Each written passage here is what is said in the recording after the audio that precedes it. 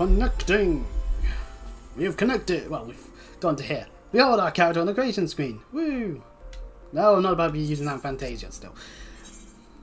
Welcome once again to Final Fantasy XIV. Last time, we got ourselves that handy little relic there, and I wisely decided after trying to grind a few fates, getting the Atmas, not the easiest thing, not the nicest thing either. I think I was trying to say nice first, but at its pure RNG, we could be at it all bloody day just to get even one. And is it worth it in the long run?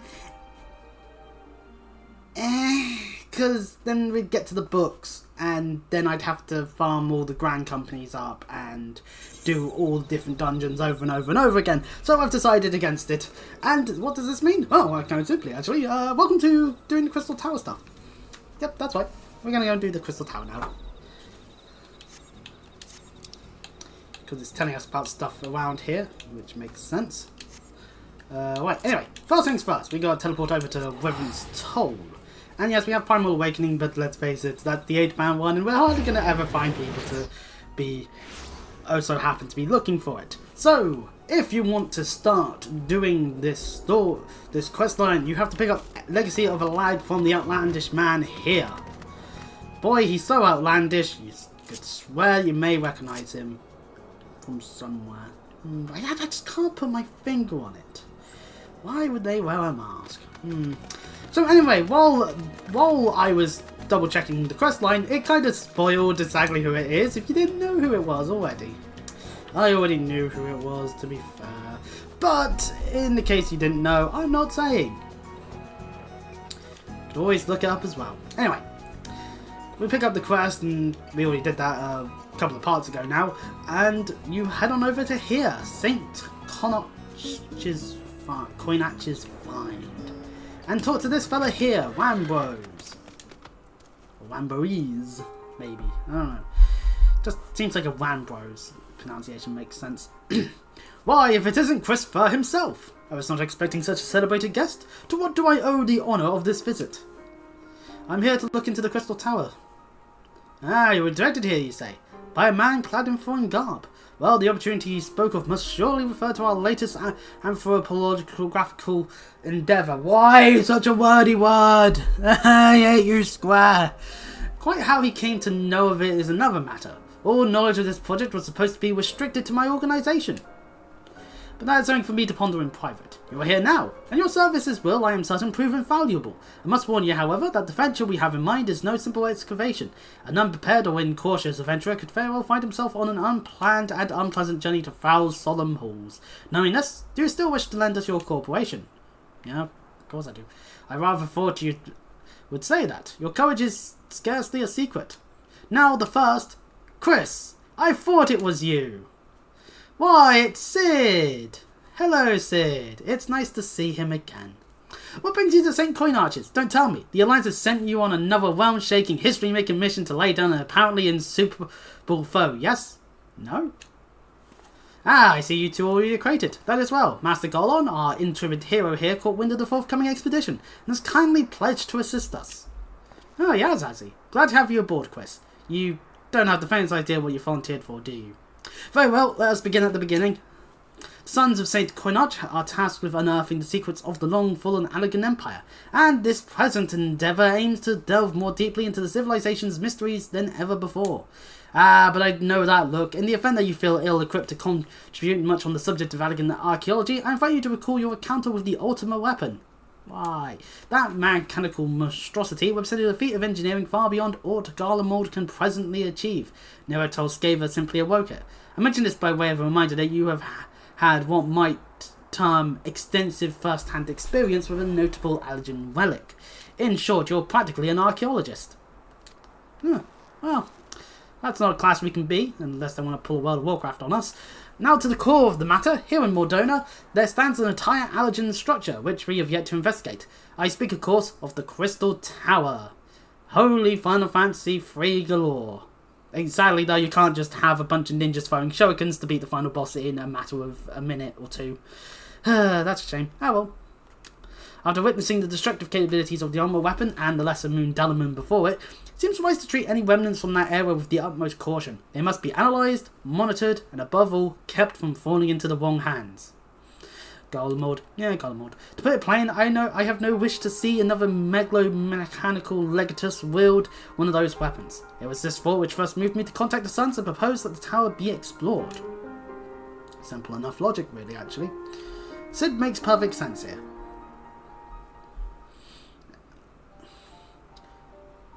For several millennia, the Crystal Tower remained hidden, buried deep underground. But like so many other things that were better left undisturbed, the structure was freed from its stony prison by the great upheaval which accompanied the coming of the 7th Umbral era. It now stands revealed in all its splendour, a gleaming spear of crystal pointing out the bottom of the heavens, and an annoyance to draw. Yeah, I'm shy at drawing, to the surprise of no one. But anyway, this is a flashback to when Sid first made his way here, or at least an attempt at making it here. We see these pillars with colour. Lovely stuff.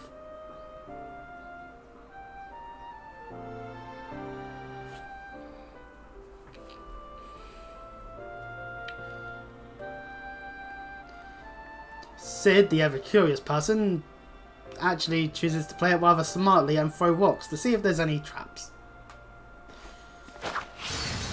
By Jove, a wall! Ah well, guess we can't get through. We believe the tower to be the repository of much of the ancients' wisdoms. Unfortunately, its entrance is guarded by formidable defences. We cannot so much as peep through the keyhole, much less set foot inside. Well, darn. These defences take the form of statues, carved into the likeness of giant swordsmen, the 8 sentinels, as the Sons are wont to call them. It is the first barrier we must overcome.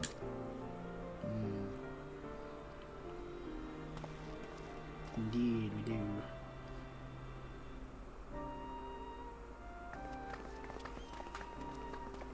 Why not simply fly over them in an airship, you ask? It's been tried before. Any vessel that ventures too close to the tower is blasted out of the air.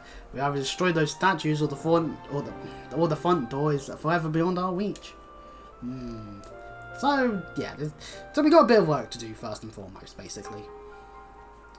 Because how do we even dispel these barriers, eh? My colleagues and I are ill suited to negotiating such deadly hazards. Thus, if we are to gain access to the tower's secrets, we must needs employ the services of an experienced adventurer. Ah, that's where we come in. It will be difficult and dangerous, Chris, but I can think of no finer man for the task. If I didn't know better, I'd say you had a taste for these deadly escapades. I look forward to working with you again, and I look forward to working with you again too, Sid. There is much and more to be done before we can begin the expedition proper. Take some time to prepare yourself, and I shall explain the challenges that lie ahead.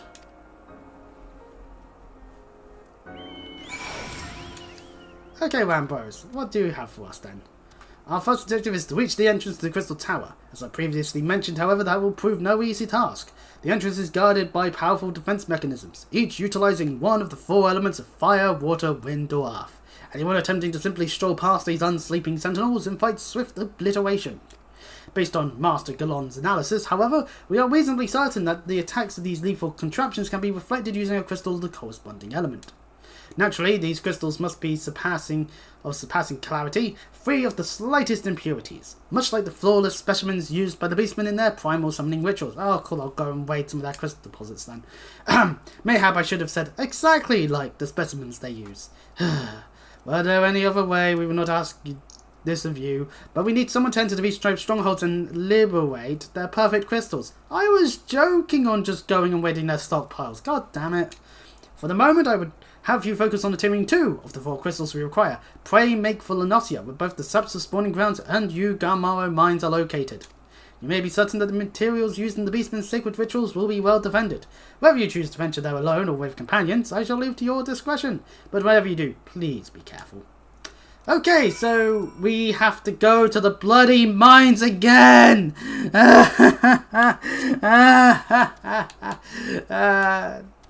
I hate you, Square. Fuck you. I'm actually Square Enix's biggest hater now.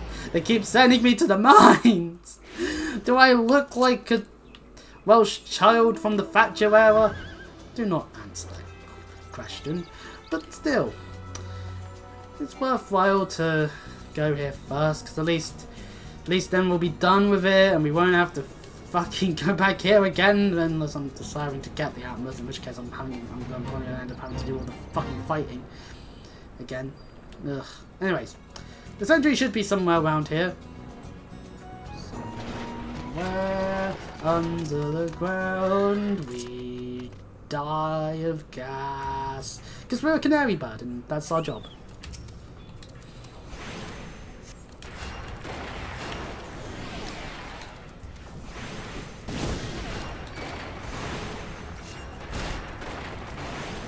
Die, you bleeding rock splitter! Right,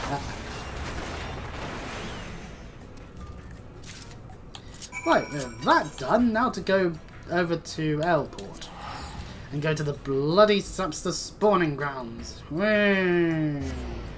I love going there. That's so much fun. In fact, I'm having so much fun with it. At least it's the. You know what? At least it's not the mines. And in a way, it's a good thing that we did some stuff with the mines. I probably would have said the similar thing to the Subster spawning grounds, to be fair, because of course, badge content wise, last thing we did was Leviathan. So you know, probably for the best actually that we don't do too much in one go. But anywho's, so refraining from doing fates a bit, because if I suddenly get an Atom, I'm gonna be like, oh, maybe I should actually go do them then. But nah. If we end up having like one in our inventory, then we have one in our inventory. And besides, you only get the armors by having the relic weapon equipped at its zenith level, so. This one is not here. I've gone. Nope, I've gone the wrong way. It's higher up. Oops.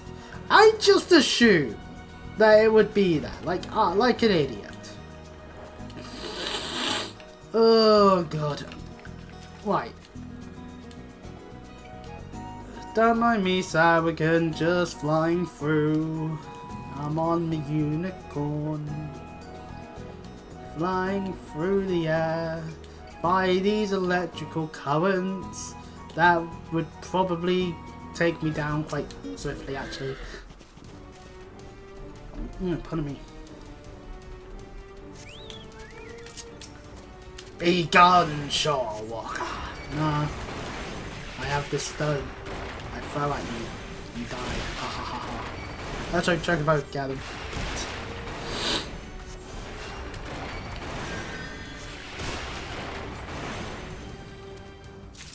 There we go. With that done, it's back to Weatherman's Top. Well, back to saying Coin Arch is fine, but Weatherman's Top, because we can then fly there.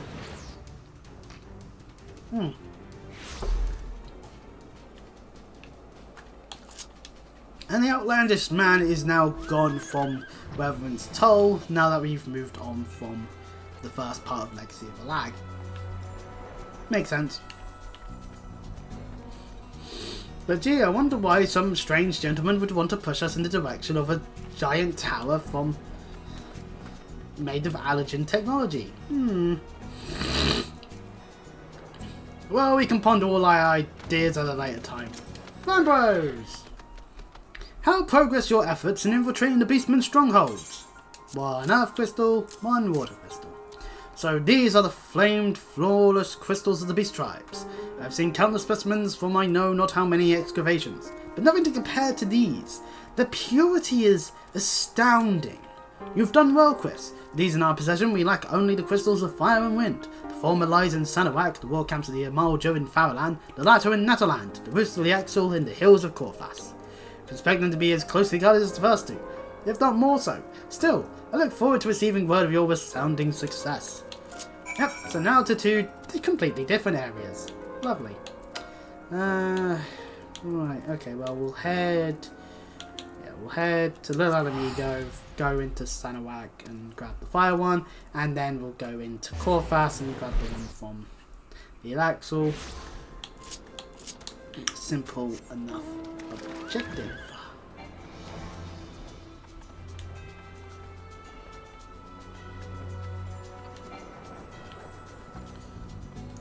Should probably check exactly where it is. It's over there. Oh, damn it. Every time I go here. Oh no, that's tempered. temper, about to explode, hey. Temper.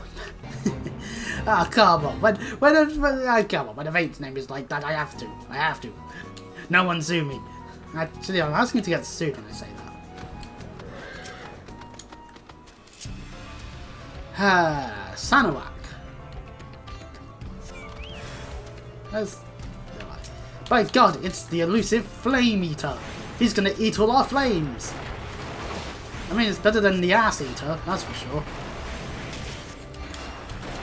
Eating our asses day in, day out. Ugh. You never get a break when they're around.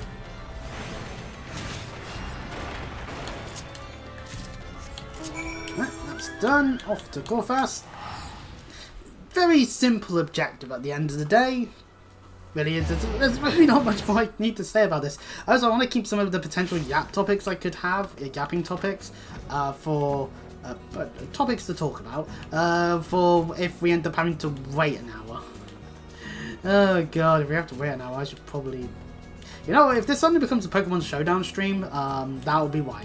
Because we'll be waiting like an hour for us to get into Labyrinth. At the very least, Labyrinth today. Depends how long it takes to get in, and how long it takes to do stuff. Anything in between that and Cypress Tower. Because there's 3 raids, parts to the raids. The Labyrinth of the Agents, which is the first one, which we'll go into after a bunch of quests. Then Cypress Tower, and then the top bit, World of Darkness. Because legitimately this is one gigantic Final Fantasy 3 reference, from the fact that it's a crystal tower, the fact we've got to use crystals to get through a bunch of barriers, to even some of the boss names and designs in amongst all of the raids that we'll be doing. And it's 24-man, which means there will be a lot of people required, and I think that's why. Whereas with the 4-man dungeons, it's like, oh yeah, as long as like, since we're here, as long as like a tank's queuing up for the same dungeon and 2 DPSs, you'll get it. Like, that's not too bad. You need 23 other people, and that's all the other DPSs and healers or tanks, depending on which class you are, and then all of the other two specializations.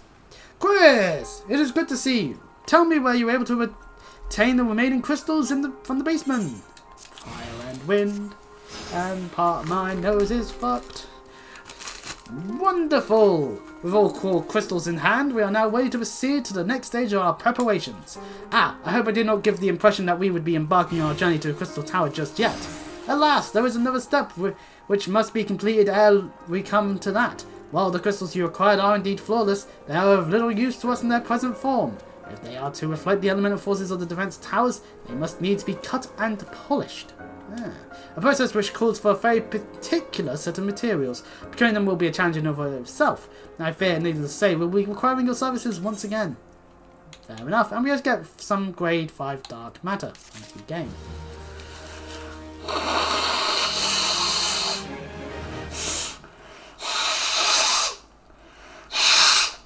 Oh.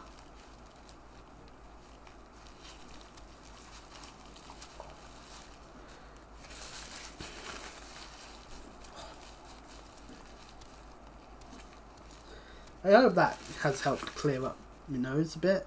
I don't know. My ear is now definitely feeling a bit... Oh, yeah, again. Overshoot. There we go. Oh, still got a bit of feeling there, but at least I think I'm sounding better again. Standing it down. Oh, no, sanding it down. My bad. I'll stand it down while someone sands it down. Ugh. If the flawless crystals you procured for us are to attain their elemental purity during the shaping process, a very specific set of abrasive substances will be required. Well, I say substances, but one might as well call them one substance, namely Aether Sand, which has 4 elementally aspected varieties. Alas, Aether Sand is neither common nor cheap. Indeed, it is not unusual for the abrasive to exceed the value of the precious stones it is used to polish. Given the rarity of the materials in question, the goldsmiths guild in Aldar seem the likeliest place to purchase the quantity we require. When I contacted the guildmaster, however, I was informed that no Aether Sand was currently available, though I requested that word be sent as soon as new stock came in. I've yet to receive all but apologies. I should mention at this point that I placed the order some time before you procured the flawless crystals.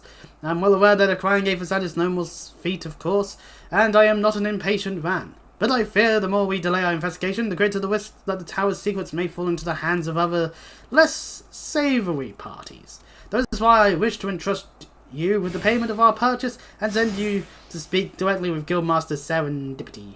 Mayhap the presence of such a distinguished personage will spur the guild into action. In any event, it is my hope that when next we meet, you will at least found at least one of the 4 varieties of Oversand we require. Yep, off we go to Oldar.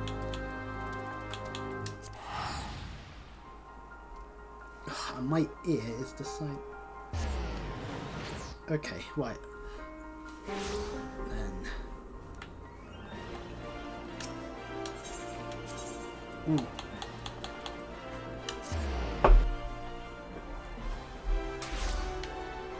To the Goldsmith Guild. Hurrah! Serendipity! We are here to procure stuff. Ah, Master Fur! Welcome, welcome! What brings you here, if I may ask? Oversand, please. Drops money on the floor. You're here on behalf of the Sons of Saint Coinarch? What fortunate timing! I was just about to contact Master Wambros with the news that we've finally managed to acquire a quantity of fire-aspected Aethersand.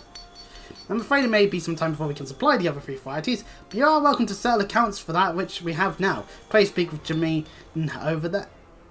Oh, I do beg your pardon. It seems she's assisting another customer. Why, who is she helping? It's Biggs! Come on, there must be something you can do. Without that sand, we'll have to rethink our whole design. I sympathise with your plight, sir, but as I have explained, the Aethersand in question is already spoken for. If you'd like to reserve the next shipment, then I'd be happy to accept the funds you've offered as a partial payment. Partial? Are you saying it's not enough? I'm already stretching our research budget as it is. I suppose a man can do without a midday meal for a year or 2. Now, Biggs, let's not go that route. It's important to have 3 square meals a day. Ah, Chris, it's been too long. What brings you here, then? Got your eye on something expensive, have you? Yeah, Aethersand. Here's money, by the way. Well now, that is quite a money pouch. The sound of so many guild clinking together is strangely satisfying, is it not? Calming, and yet invigorating at the same time. Oh no, you're here for the blooming Aethersand, aren't you? Yep. Sid needs it. Well, I can't deny the Allegan civilization's a subject worth researching. The chief said he was looking into something big, but we never thought to ask him what. Oh, well, that's on you. But I've been too busy tinkering with a new airship design to think of much else. Well, I say tinkling. Wrestling would be more like it. Still, after much whinging of hands and gnashing of teeth, that is illegal. 1, 2, 3, 4, 5, get out of there, you're DQ'd. We've managed to put together a prototype crystal-powered propulsion system. Got the idea for it when we heard how you lot had used a corrupted crystal on board the Enterprise. As a matter of fact, anyway, to cut a long story short, our design calls for all 4 varieties of Aethersand. And that's why I can't just relinquish my claim on this batch here, even for you, lad. How we're meant to usher in a brave new age of technological innovation if not by technologically innovating, eh? While I hesitate to interrupt such an impassioned speech, duty compels me to point out that this gentleman is a representative of the organisation that reserved the Aethersand in question, to mention nothing of the fact that his purse is considerably larger than yours. Hey, now, let's not compare our purse sizes. That seems rather inconsiderate of the other. Oh, it's like that, is it?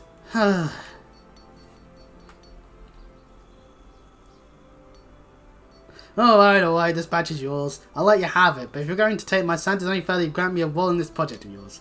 I'll take that as a yes. It's not every day you get a chance to experiment with the wonders of the agents, but any work, they'll inspire me to think of another technological innovation or 2. Yeah. Well, all in all, an entertaining time to be had. And now to speak with Big some more. Now then, from what you've told me, I'm guessing you'll be needing the other 3 varieties of elementally aspected Aethersand as well, right? Then, rather than sitting on your rump waiting for a shipment that may never come, I reckon your time would be better spent looking for the stuff yourself. Just so happens that I know a good place to start. There is said to be a peddler in northern Fowland who very occasionally handles the earth-aspected variety of Aethersand. Wedge is in the process of confirming the rumour as we speak.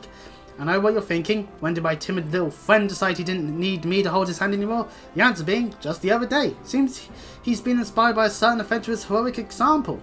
I thought he was joking when he volunteered to go to Farland without me. I just hope he manages to stay out of trouble. Head out to Blue Fog and you should find him poking about with his new bodyguard. Oh, did I not mention, huh? Wedge thought it'd be wise to hire an adventurer to accompany him, just in case your heroic example turned out to be less inspiring than you first thought. Well, let's go to Blue Fog and see how that's going.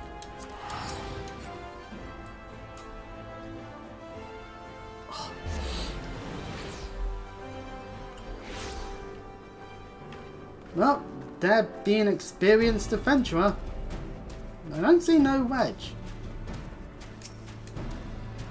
Save your greetings. If you're looking for a hired blade, you have to look elsewhere. After the day I've had, the only company I crave is a squat silent type that has a handle that holds no less than a pint of ale. Fair enough. You wish to hear my tale? I warn you, it is no stirring epic, but as you asked my employer, a lot felon lad wished to pay a visit to a peddler who deals in some manner of special sand. I forgot what it was called, but it is apparently worth a small fortune. Anyway, when we arrived, the man claimed his stock had been stolen by bandits. Determined not to return empty-handed, we cut into the bandit stronghold and set about locating the stolen goods. Long story short, alarms were raised and rogues were awoken, and we fled in a blind panic.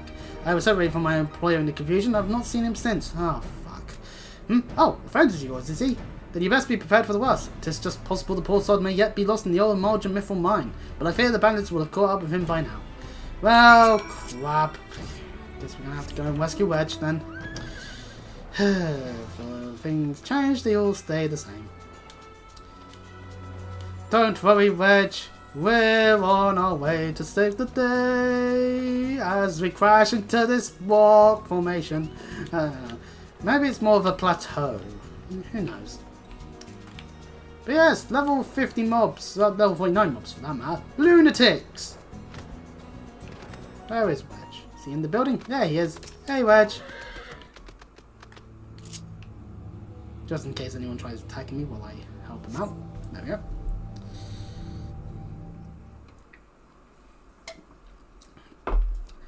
Oh, how could I be so stupid sneaking into a bandit's lair? It's just not the sort of thing I do, and now I'm going to die for it. No, I just need to calm down. I can do this. I can be brave. I'm going to stand up and I'm going to walk out of here. Here we go. Yeah, I can do this. Let's do it. I can do this. Yeah. I'm sorry. Please don't kill me. I promise I'll leave and never come back. Hi, Wedge. Chris! It is really you. But how did you find me? Can you smell fear? Actually, ignore that smell. I expect you're wondering why I'm here. Well, I was just in the process of retrieving some stolen Ava sandwich Biggs and I need for our research. As it happens, it was, I concede, perhaps a touch foolish and very nearly fatal, but I did succeed in snatching the stuff before my bodyguard ran away and several dozen bandits came piling after me with knives and axes and what looked very much like a plank with a rusty nail in it. Sometimes you have to improvise. Anyway, the important thing is that the stolen Ava sand is right here in my oh dear. It must have fallen out when I was taking evasive manoeuvres. It seems I won't be leaving this infernal place for a while yet. I can help. You'll find the Ava sand in my stead? Yep. Oh, thank the gods. You're a true friend, Chris. I hope the search doesn't prove too troublesome. The bandits don't seem to care much for visitors.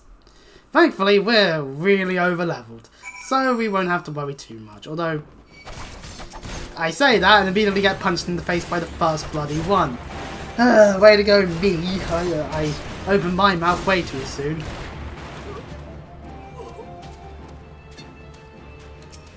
Thankfully, we're way over-leveled, so we're not really going to be having to deal with too many of them.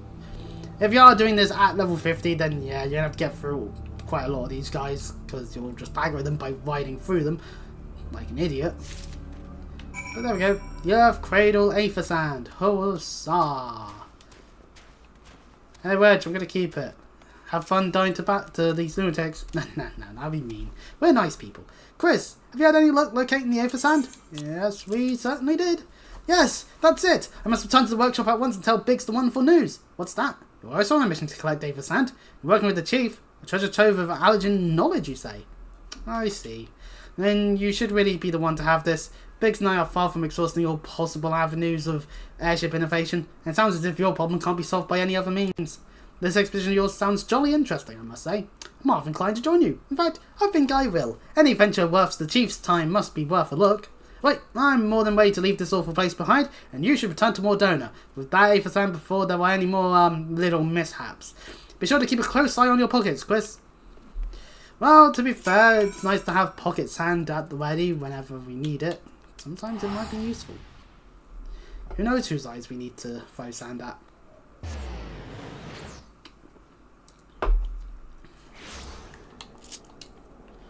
Right.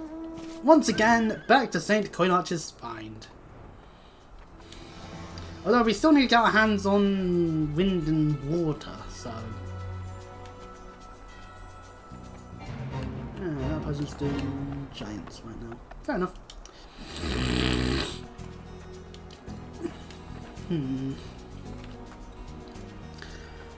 Yeah.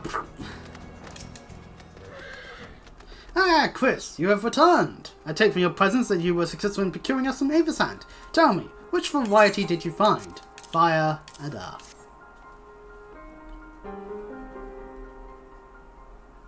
I see. 2 varieties. Well, there's 2 more than could possibly be expected, and 2 less than I had hoped, you would say. Forgive my flippancy, you've done well. Truly, if all goes to plan, we no longer fear death by fire or earth.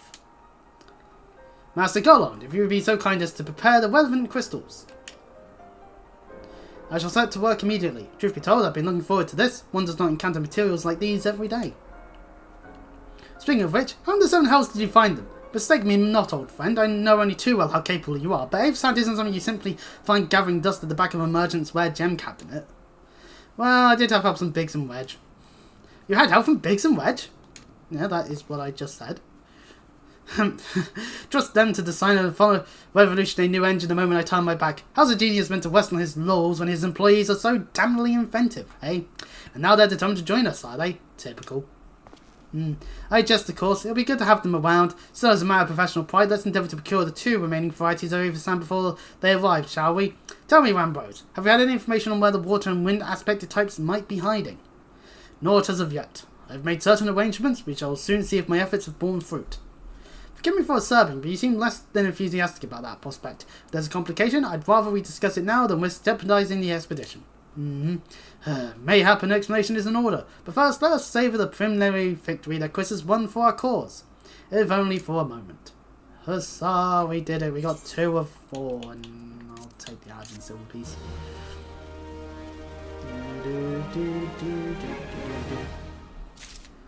And the next quest is already available for us, a performance for the ages.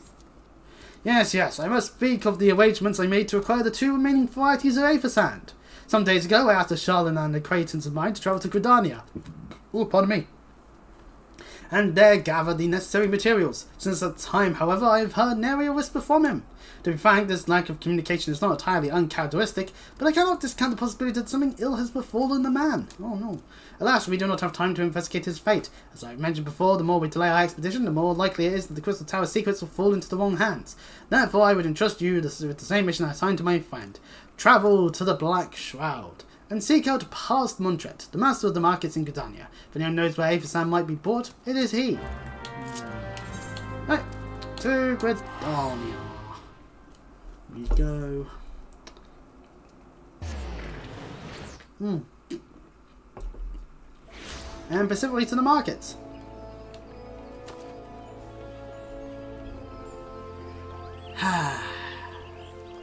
Another bright, peaceful morning. I'm playing a little bit closer to 9 o'clock by default today. Mainly just out of wanting to make sure that we maybe will actually get in. Because if we don't at all, then I'm going to punch myself for being an idiot for doing this not on like a weekend or something. But that'll be on me. Yes, I'm sorry, did you say you wish to purchase Aether sand? My dear fellow, have you the faintest idea of the variety of the material you seek? Well, I have not seen so much as a gain of Aether sand in these markets for many a long year. Oh, well, that's unfortunate. Kinda need it.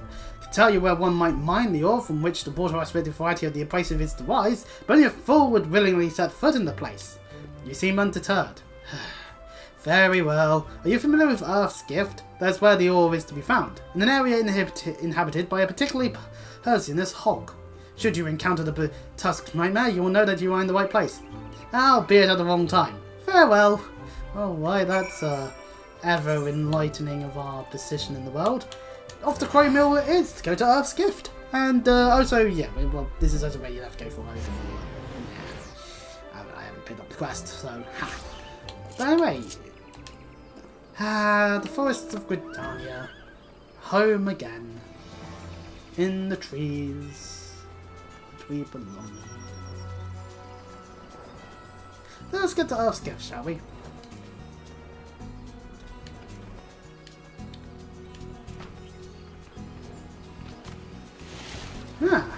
It appeared that the hog has died. Hooray! It had a heart attack before we got here. Hooray! We don't have to worry now. Hooray! Woo! Yeah! Woo! You are too late, adventurer! And not only for the entertainment, you'll find no trace of the ore which but recently laid here. Nay, not so much as a speck. God damn disembodied voices. Why must they always ruin our day? Ah, no. You'll never spy me from there. For the time being, at least. You'll have to trust the evidence of your ears. Now stop squirting at the foliage and listen. As I told you, the water-blessed mineral you hope to find is gone. Taken by me. You bastard, give it back. Victory has made me magnanimous. However, accordingly, I've decided to share the location of an alternative source of Ava sand with you. The wind-touched variety, to be specific. I trust I have your attention? Good! A band of Axel and North Shroud keeps a quantity of the abrasive for the purpose of removing impurities from lesser crystals. Well, do you mean to dally here all day? Make haste, adventurer, before I snatch another prize from under your nose. This is to be a race. The XIV logging grounds in the North Shroud shall be your destination, and that's where the real amusement will begin. May the best man win. Crap.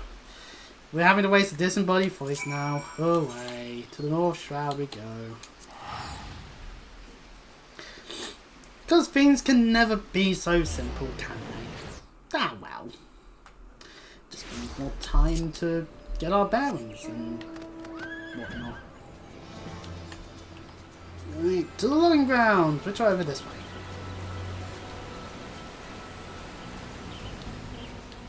Finally, an area we've legit haven't actually gone in. Oh, of course the Fate's currently active. We don't have to worry about it because we're not level 6. We're not able to do it with unsynced. We're just that high level. Trying to go towards the wind touch tape and sand and, well, to the surprise of no one, a bunch of Alexia are trying to stop us.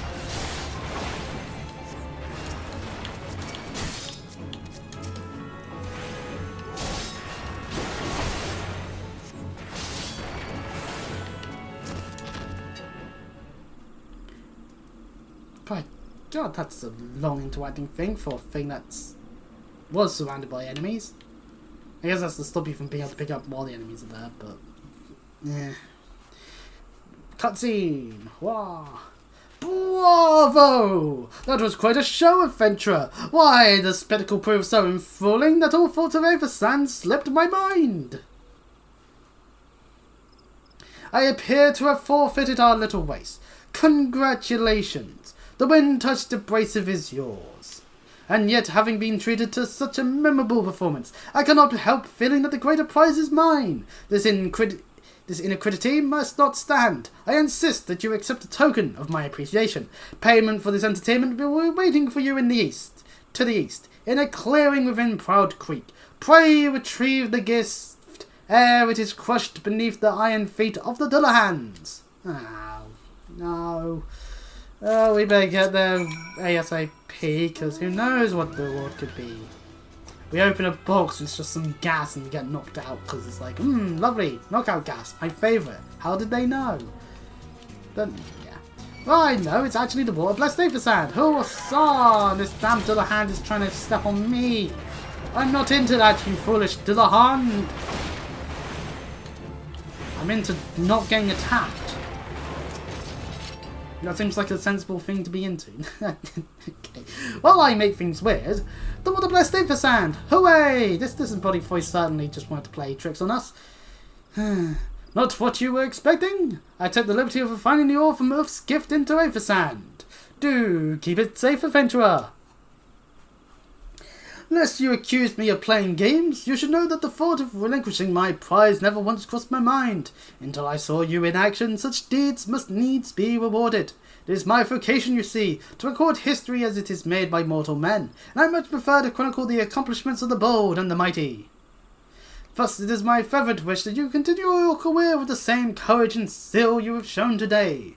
We shall meet again, adventurer, and sooner than you may imagine.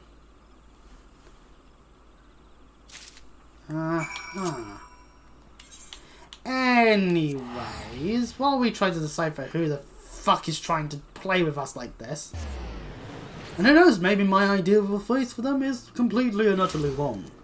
Oh goody, it's all pink and it's all purpley pink and Modona right now. Who didn't separate the clothes in the wash? It keeps happening, I swear.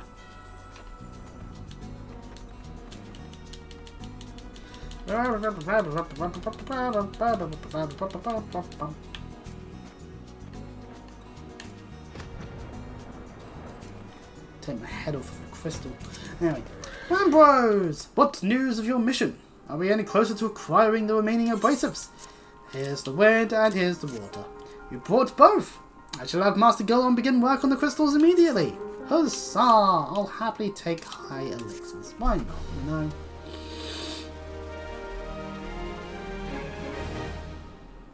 There, that should do the trick. Ah, lovely. Excellent work. We now possess all 4 of the fangs required to pierce the Crystal Tower's defences. My compliments, Master Garland. Oh, it was a trifling matter, I assure you. Chris here is the one you should be thanking anyway. By my reckoning, there's nothing stopping us from standing up to the Allegan's front door. Or striding up to the front door. You can't go without us, Chief! Hey, it's Biggs and Wedge. They finally made it here. Biggs! Wedge! Come to lend a hand, have you? Well, it's not every day you get a chance to study the wonders of an Allegan empire, is it? Their technology makes Garlemald's look ancient. I appreciate your enthusiasm, lads. I really do, but we're not here to take this knowledge for ourselves. Twice in the last decade, the promise of unimaginable power has prompted men to meddle with technology they do not understand, and the realm has been dragged onto the very brink of oblivion on both occasions. We should not be so irresponsible as to risk another. Wedge, do you recall our company's creed? Yes, Chief. It's freedom through technology. Exactly, freedom. When we forsook our homeland, we swore that we would have no truck with machines that could be used to promote tyranny. That has not changed. Should you feel tempted to break your oath, remember this. The wonders of the all-knowing Allegan Empire could not save their civilization and have damn near doomed us ours twice. That is why we must explore the Crystal Tower and, if needs be, seal away its secrets. Woo! That way no one can get their hands on it. For now. A compelling viewpoint is unyielding wills such as yours that have defined the course of history. That's a familiar voice. How could it be?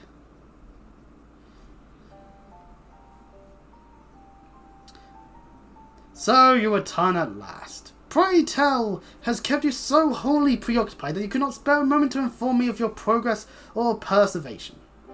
Why, the task you assigned me, of course. Surely you have not forgotten about the Aphis hand. I tasked the passing adventurer with delivering it. A more capable courier I could not imagine. I might have got my voice wrong, because it turned out it was Graha all along. Oh wait, we haven't had the name yet. My bad.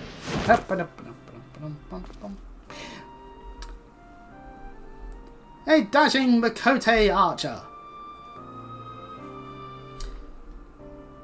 Greetings, adventurer. Did I not say we would meet again? I believe an introduction is in order. I'm Graha, one of the students of Baldessian. Hey, look, a student of Baldessian that wasn't in the Vanishing of the Isle. I look forward to joining you on your groundbreaking expedition. Graha has been assigned to the project as an observer. I hope you will forgive him his eccentricities and welcome him as one of our own.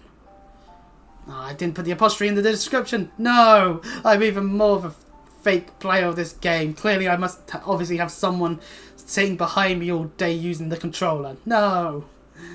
So then, our fellowship is complete, and all that stands ready to step into the unknown. 3 cheers for Noah!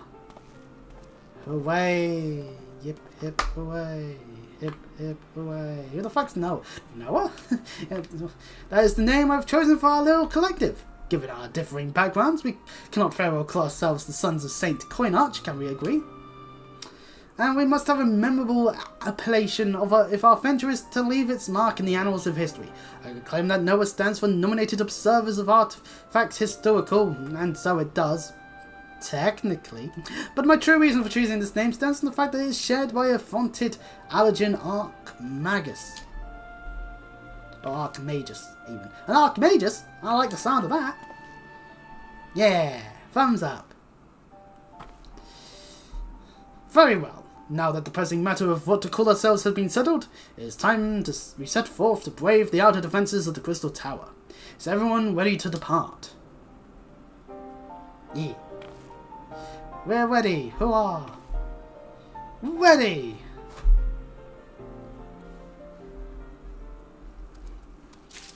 And now Graha's here. Behold, in all his supposed glory.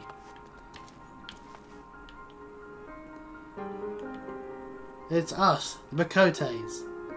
One is more red, one is more purpley black. And man, does the internet like you, Graha. Where's a good emote? We just gently pat him on the face like that. Yeah, that makes sense. Let's move for the agents. Gentlemen, the secrets of Agent Alag beckon. Let's not keep them waiting any longer, adventurer. You and I will join the engineers in the Crystal Tower's main gateway, where we will endeavour to neutralise the structure's outer defences.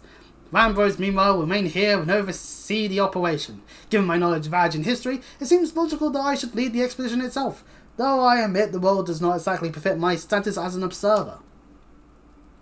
Still, we can but make use of the resources at hand. Assuming all are in agreement, let us proceed forthwith to the large, lopsided gate found to the southeast. Just change my camera zoom to this there, because we zoomed in a little bit.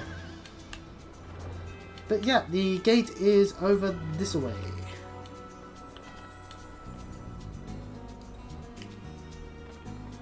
And through this bit.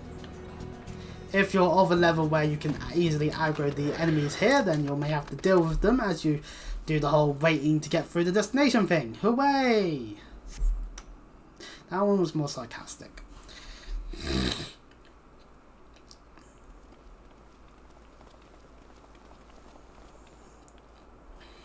The Crystal Tower lies beyond this portal.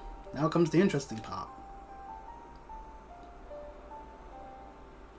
Sid, you are the only one of our number who has ever crossed this threshold. I ask that you take the lead for the present. Well then, party leader Sid will certainly help us out massively. Anyway. Making a raid mandatory? What in the hell was Square thinking? You might be asking. Well, sadly I feel like I could just proceed to look up spoilers for potential future expansions that this may relate to. But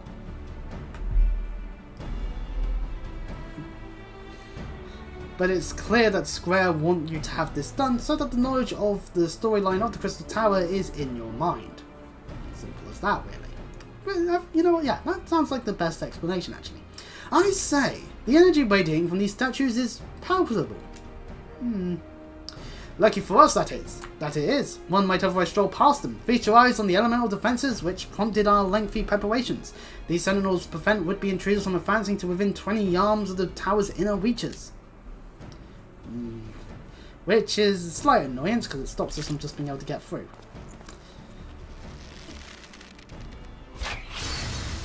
Thanks for proving the point again that we couldn't just waltz on through there, Graha. No matter how swift they may be.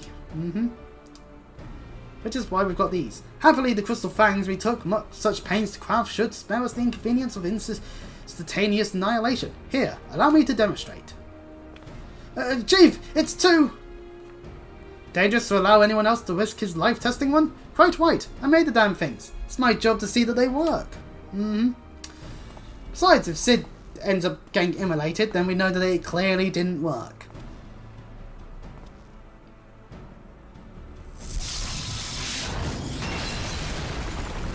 And it destroys the statues in the process. Hooray! But it means that they do 100% work. Meaning we're able to get through. Success! I, for one, am convinced. Friends, ready your fangs. Yeah.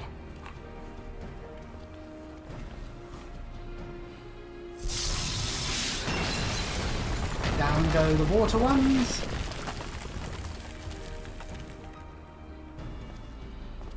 And then the wind ones.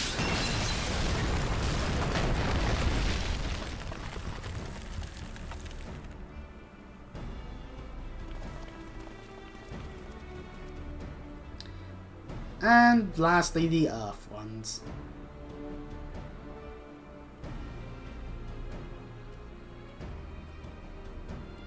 Who's got the fang? Why are they not doing it yet? This last one is yours, old friend. Seemed only white. Ah, right, okay, so we're doing it. Fair enough. No! Right, I'm gonna have to go and grab more batteries then. Shit. Well, that gives an excuse as to why we don't immediately queue up, because you never know, you never know. Sodswall would dictate. Sodswall would dictate.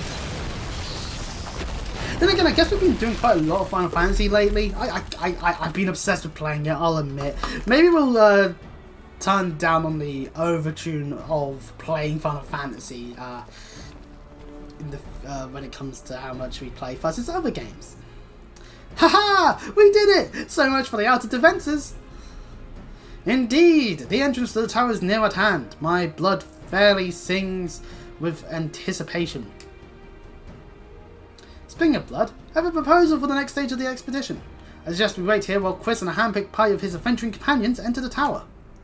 What? Without us? I thought we came here to survey the entire structure. We did, and we will, but our investigations must proceed at a more measured pace. If the outside of the place is this well defended, can you imagine what awaits us on the inside? Only a true hero could reasonably hope to brave the hazards ahead and live to tell the tale. Chris here fits that description better than anyone I know. And it is not as if we will be idle in his absence. While Chris and his companions are risking life and limb to beat us a path to the tower, we can set about analysing this rubble for evidence of how its technologies function. Your knowledge of ancient lore will be invaluable in that endeavour, historian Graha here. Bah, do you ever tire of being right, old man? Ahem. Chris, as it seems I won't be accompanying you, allow me at least to provide some instruction. The maze that surrounds the base of the tower is known as the Labyrinth of the Agents. During this initial foray, I suggest you concentrate on ridding the place of hostile elements. When you are reasonably certain the maze is secure, contact me via link shell and we shall join you post-haste, no matter what Master Galon says. Though we would prefer it if any relics you encounter remain intact, you have leave to do whatever is necessary to secure ingress to the upper levels of the tower. Fortune go with you.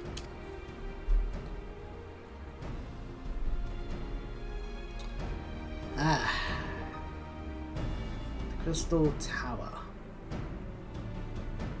Now, to be fair, I was going to disappear for a minute to use the toilet. So, hey, this is actually not bad timing, actually. The fact that I also need to go and find where the batteries are kept. Currently being kept, because I forget where they are. So, yeah.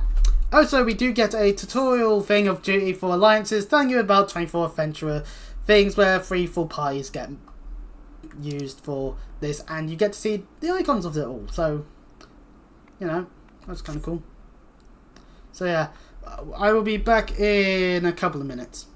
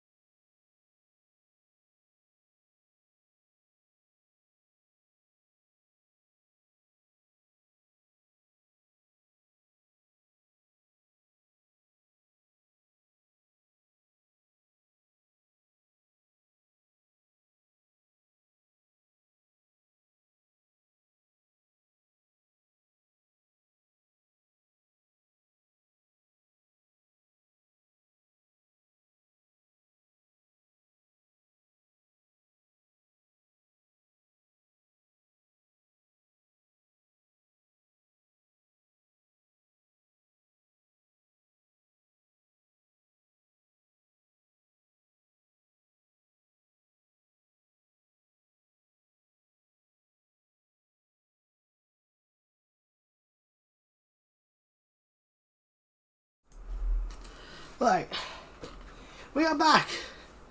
Sorry about that. Sometimes you just get those days where things end up being a bit more on the tedious side.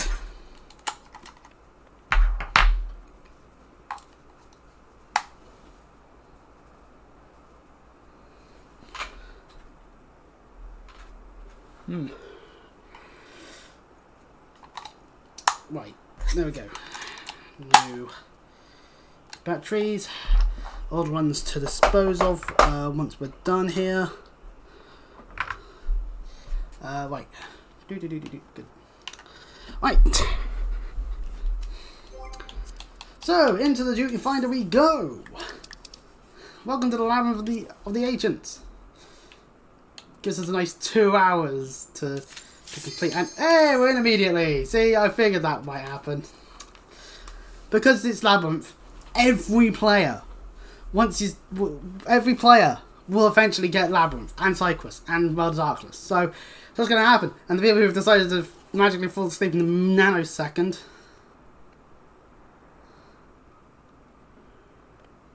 Waiting on a heal around the tank. There we go. And we're in. Well, we're loading in. No, my instant portrait was only to default. Fuck. But yes, we had to see a lovely gaggle of people. And you get to be in front of that, so that's fine. Welcome to the Labyrinth of the Ancients. Now the question will be, are we going to be Alliance A, B or C?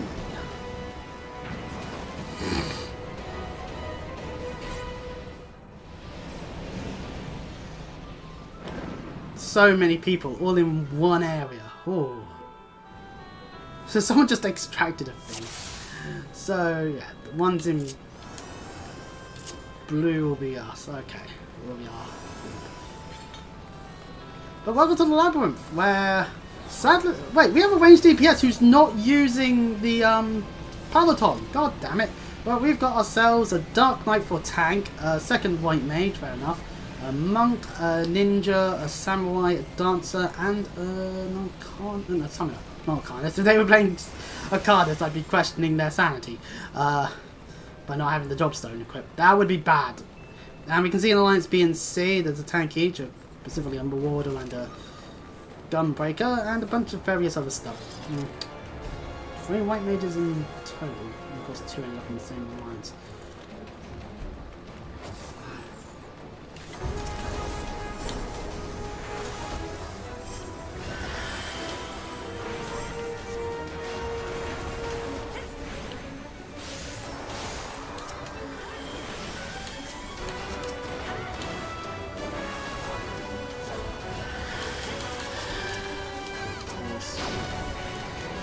If someone die immediately, of course we have to do it.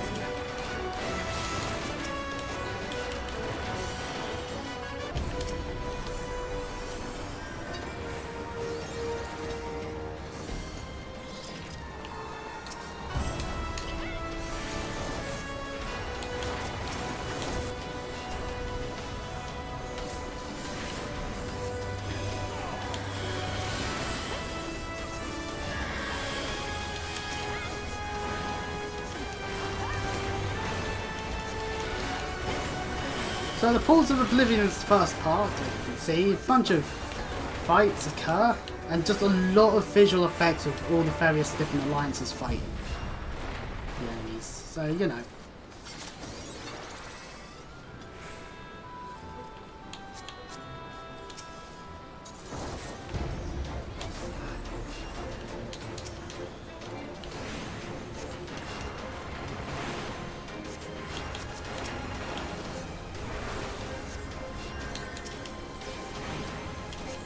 Was it very now sealed off?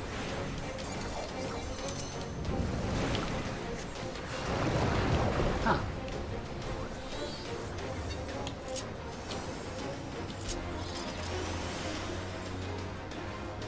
That bit was quite a simple bit.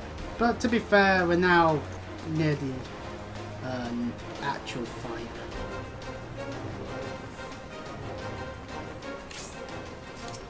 where we've got to fight this bone dragon.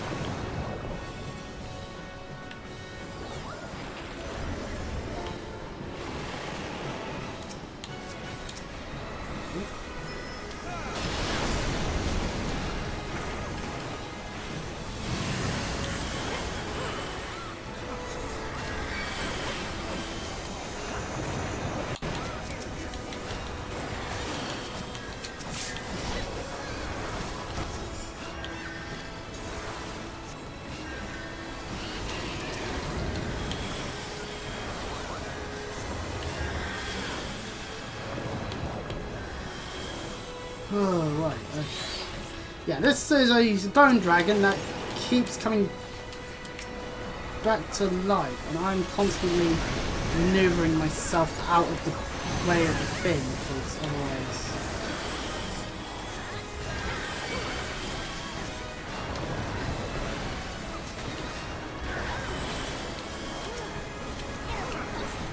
Oh, never mind.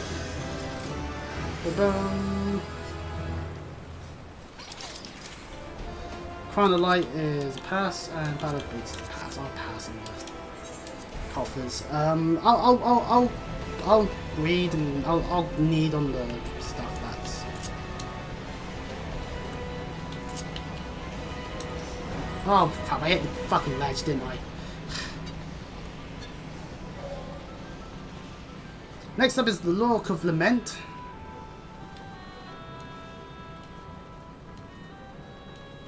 We are Alliance A, which means we'll need to go into the A bit for the next bit. As I believe this is the bit where they get split into 3. We have a number of ranged DPSs, methinks. But, yeah, this is the bit. So Alliance A goes up this way, Alliance B goes in the middle, Alliance C goes into the other bit, and hopefully people get there in time. I'm here in time. We're waiting on... We're gonna have to wait on the... Yep, go ahead, perfect.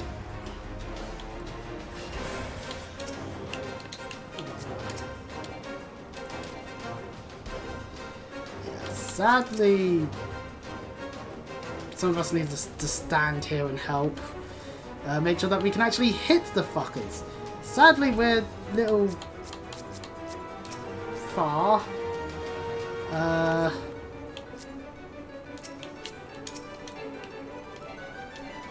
But,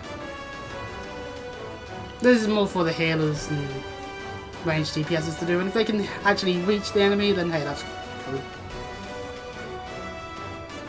Oh, someone ended up in our bit. How did that?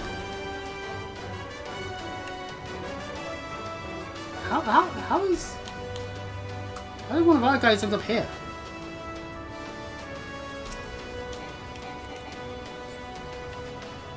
Oh wait. Sorry, my bad. Our bit died. When we're screwing up the middle one there a little bit. We just gotta wait. There we go.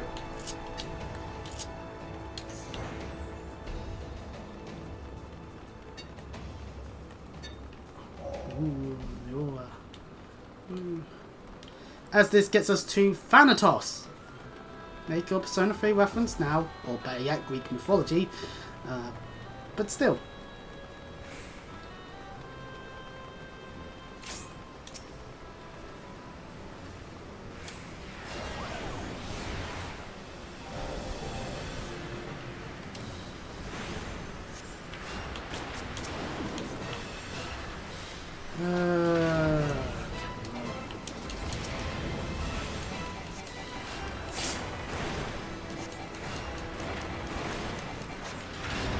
be honest, I have no idea how I'm there.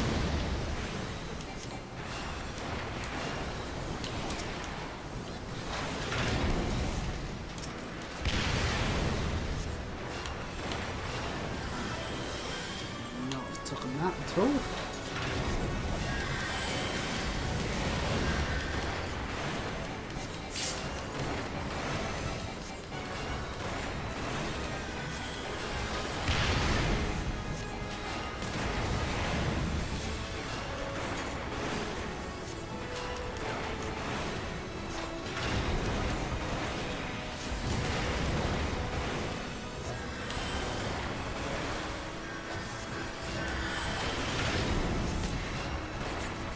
Go.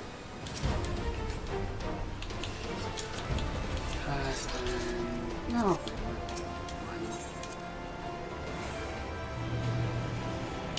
So yeah, that was Thanatos. Quite simple.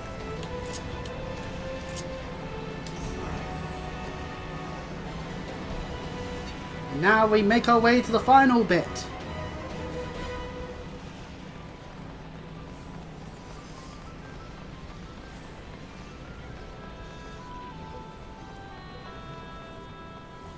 Oh, seeing on my leg the entire time. Yeah, Labyrinth of the Agents, despite the fact that it states to require like good 2 hours. Actually, in reality, depending on the people that you end up with, will depend on whether or not it's just a simple run through of a real quick extent.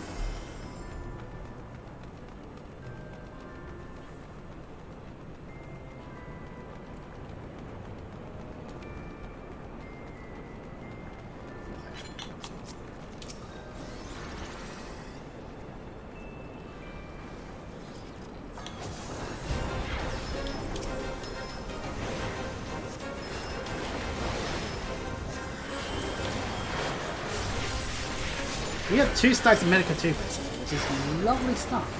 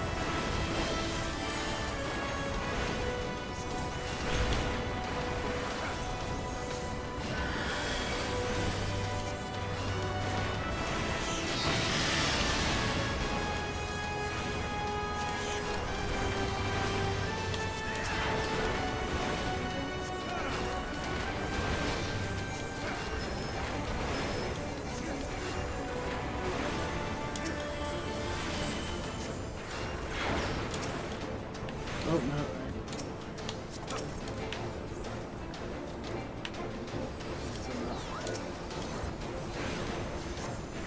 Bomb. There we go. Fire's no longer sealed.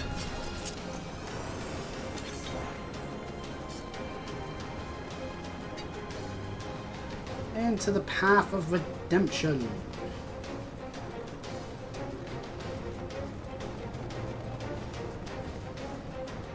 Where we now fight another thing. Oh wait, no, this might not be the last bit. I just can't see how much it is. King Behemoth.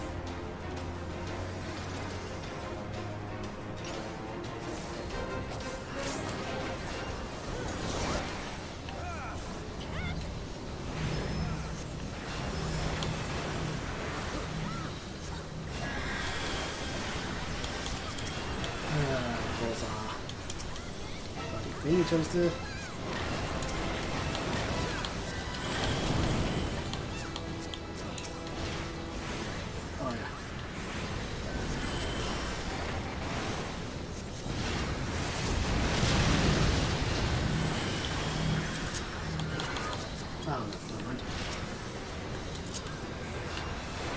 I was gonna revive them.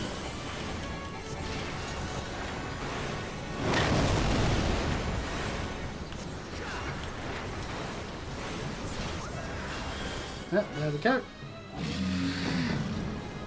We get a cutscene of the behemoth dying.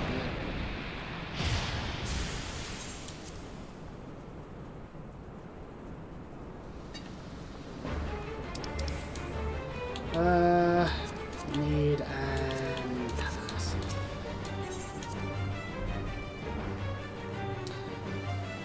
Healing gear means I'm competing with the other healer. Simple as.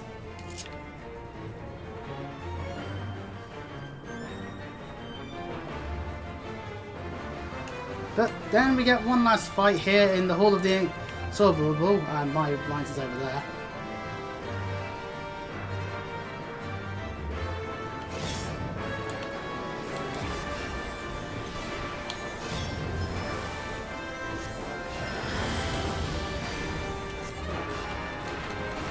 Some of our alliance hasn't actually entered yet, but that's fine, this is a simple fight.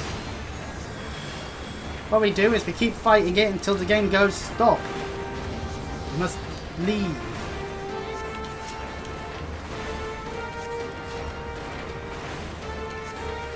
Oh.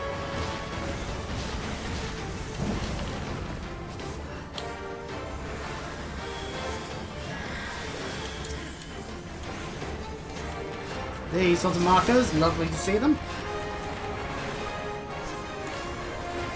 Agent Flare, so what you do is you just get the fuck out of there. It's actually a good time to reapply medical, actually.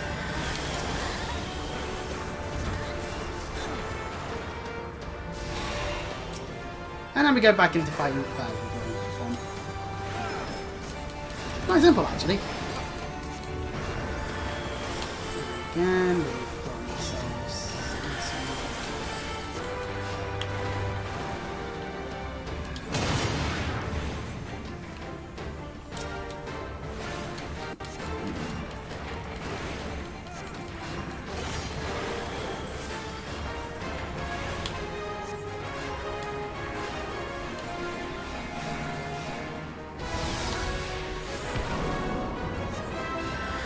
Someone in one of the alliances didn't get... Oh no, one of the alliances lost their tank and one of their healers. Ooh. That ain't good.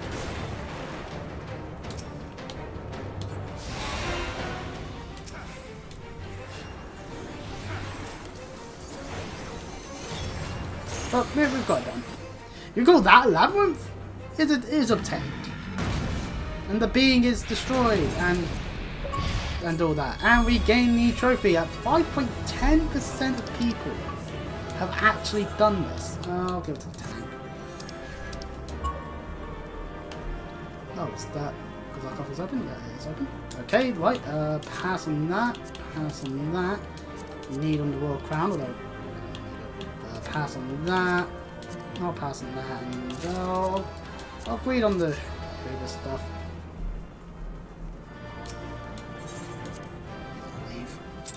Received a few player accommodations. Cool, cool.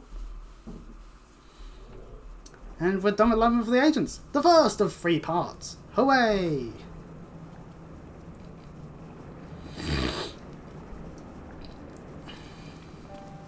Our intrepid allies actually make their way in at this point. Oh there, Chris! Useless buggers, all 4 of ye. Very impressive, I must say. Your name shall be writ large in the formulas that are sure to be penned on this historic expedition.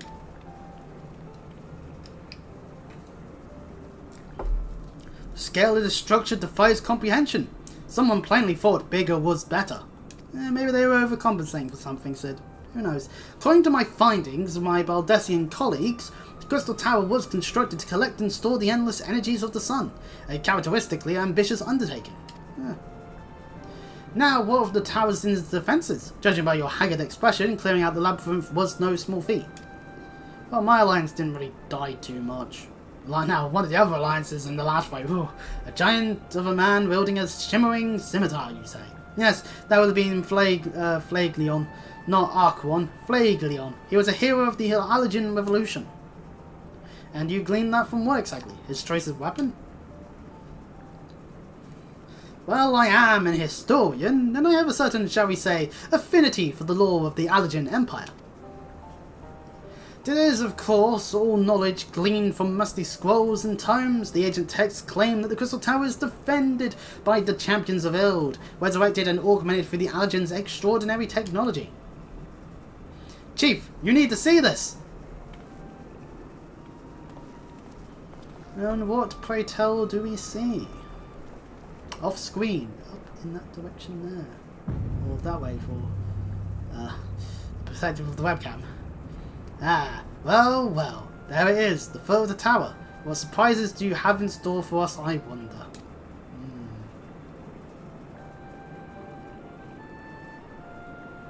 Can't tell you how glad I am to have you with us on this little jaunt, old friend. Had you not been the path through that maze, I very much doubt we'd be standing here now. Well, we have much to discuss and digest. Let us retire to St. Coinox's find for the present, and there plan our next step. Lest there be any doubt, our expedition has some way to go yet. Indeed it does. Indeed it does.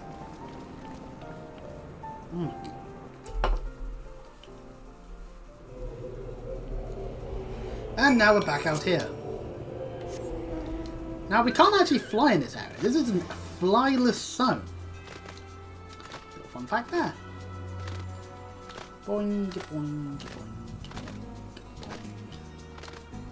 boing, boing, boing, boing.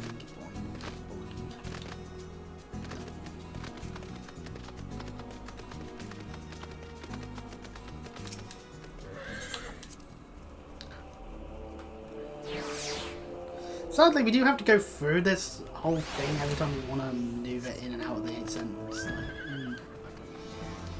Or we could teleport the Reverend's Toll, but I don't know what would be quicker. It'd be more costly in terms of our money, but, you know. So what did we actually get? Did we get any of the item stuff? Oh, we got a Flagon card. That's a fixed rate one. Other than that, it doesn't look like we really got... No, because that's all stuff from elsewhere. So, probably need to check my actually no, we should be able to see what I obtained. So I already agreed on a bunch of stuff, but that was gone else.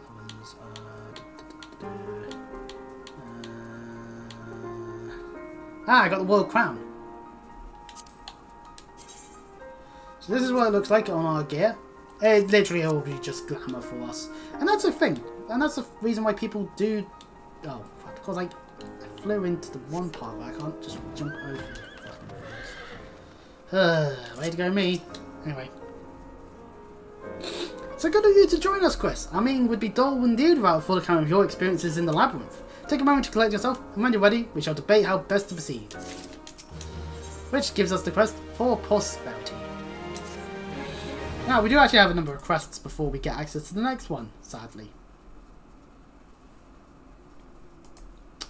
As with the Crystal Tower questline, we have full prosperity and then Cypress Tower, and then the World Darkness is immediately after. So we actually don't have too much, thankfully, but still, you know, worth reminding ourselves, you know. I've kept that window open. There's a thing on the scene. Ramnos will be presiding over the meeting. If you'd be so kind as to inform him of your readiness to proceed. Right, Twin Bros. Welcome back, Chris. I've just been reading about your encounter in the labyrinth of the agents. It pleases me greatly to note that you seem none the worse for the experience. For your reference, I have added my own notes to Graha's preliminary expedition report, begun compiling a Crystal Tower survey log. The information contained therein will be available to you at all times. Should you have any questions, you need only ask. Now, if there are no objections, I shall begin a summary of the expedition's key accomplishments. And we'll grab the Allergen silver piece. Oh, bump my nose. In the course of this, our first foray into the grounds of the Crystal Tower, we succeeded in neutralizing the structure's outer defences before proceeding to secure the maze surrounding the base of the spire. According to Chris's account, the labyrinth's defences were most emphatically active. Disturbingly, his report also mentions a violent encounter with a sentry heavily augmented with Allergen technology. In short, our misgivings were well founded. The Crystal Tower was not simply thrust above ground by caloric shifting of Earth, it has somehow been reawoken. If, as seems increasingly likely, the tower's secrets should prove too dangerous to share with the world, we will have no choice but to contain them. Short of levelling the place, this will almost certainly involve returning its mechanisms to a state of dormancy. To do that, however, we will first need to address the question of how they work, the answer to which must surely be waiting for us inside the tower itself. In conclusion, that is where we must go. A task rather easier said than done, if the perils of the labyrinth are any indication. Then I move that all further explanation of the tower will be delayed until such time as exhausted analysis of the structural defences has been completed. Master Golon, may I entrust you with this task? It would be my pleasure. Oh, my nose. Don't forget about us. Yeah, let's not forget about Vix and Wedge. It's like you said, Chief. We founded the ironworks to make sure that technology was used for the right reasons. And that means making sure it's not used for the wrong ones. We wouldn't be doing our jobs if we didn't see this through to the end. Lads, well, I hope you're ready for some back-breaking chores. Well, everything seems to be in hand here, so I should take my leave of you for the present. If I am to witness this valiant tale unfold with my own eyes, I must needs hone my martial skills ere we ascend the spire. You'll do nothing of the sort, Graha. Your knowledge may prove useful to Master Garlon's investigation. Oh, that's the other side of my nose that does that. Fuck. I might need to see if I've got any tissue still lying around somewhere. As an observer, I am not, strictly speaking, subject to your authority. Pray do not mistake my intent, Chris. I am well aware that I shall never be a match for one with your innate talents. However hard I train, be that as it may, pray do not allow your skills to rust from disuse during the coming pause. We will need your fighting fit for if our subsequent forays are to prove as productive as this one. Mark me, we have not yet caught more than the briefest glimpse of that which time has obscured. Soon, however, we shall cast off the veil and gaze upon the glory of the Allegan Empire. And with that encouraging thought in mind, it's time to bring this assembly to a close. Let us all focus on the task at hand, that our next expedition may begin all the sooner. Meeting adjourned.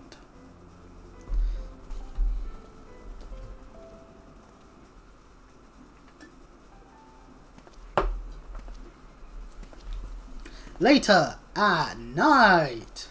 Is that outlandish man?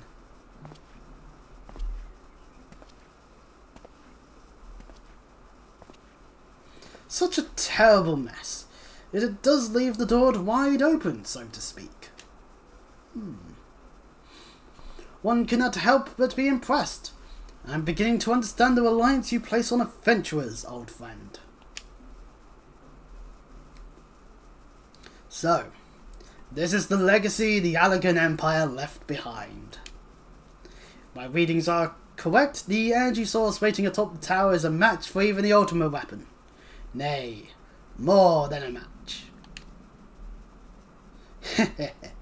A new toy for me to play with. Gee, I wonder who this outlandish man is.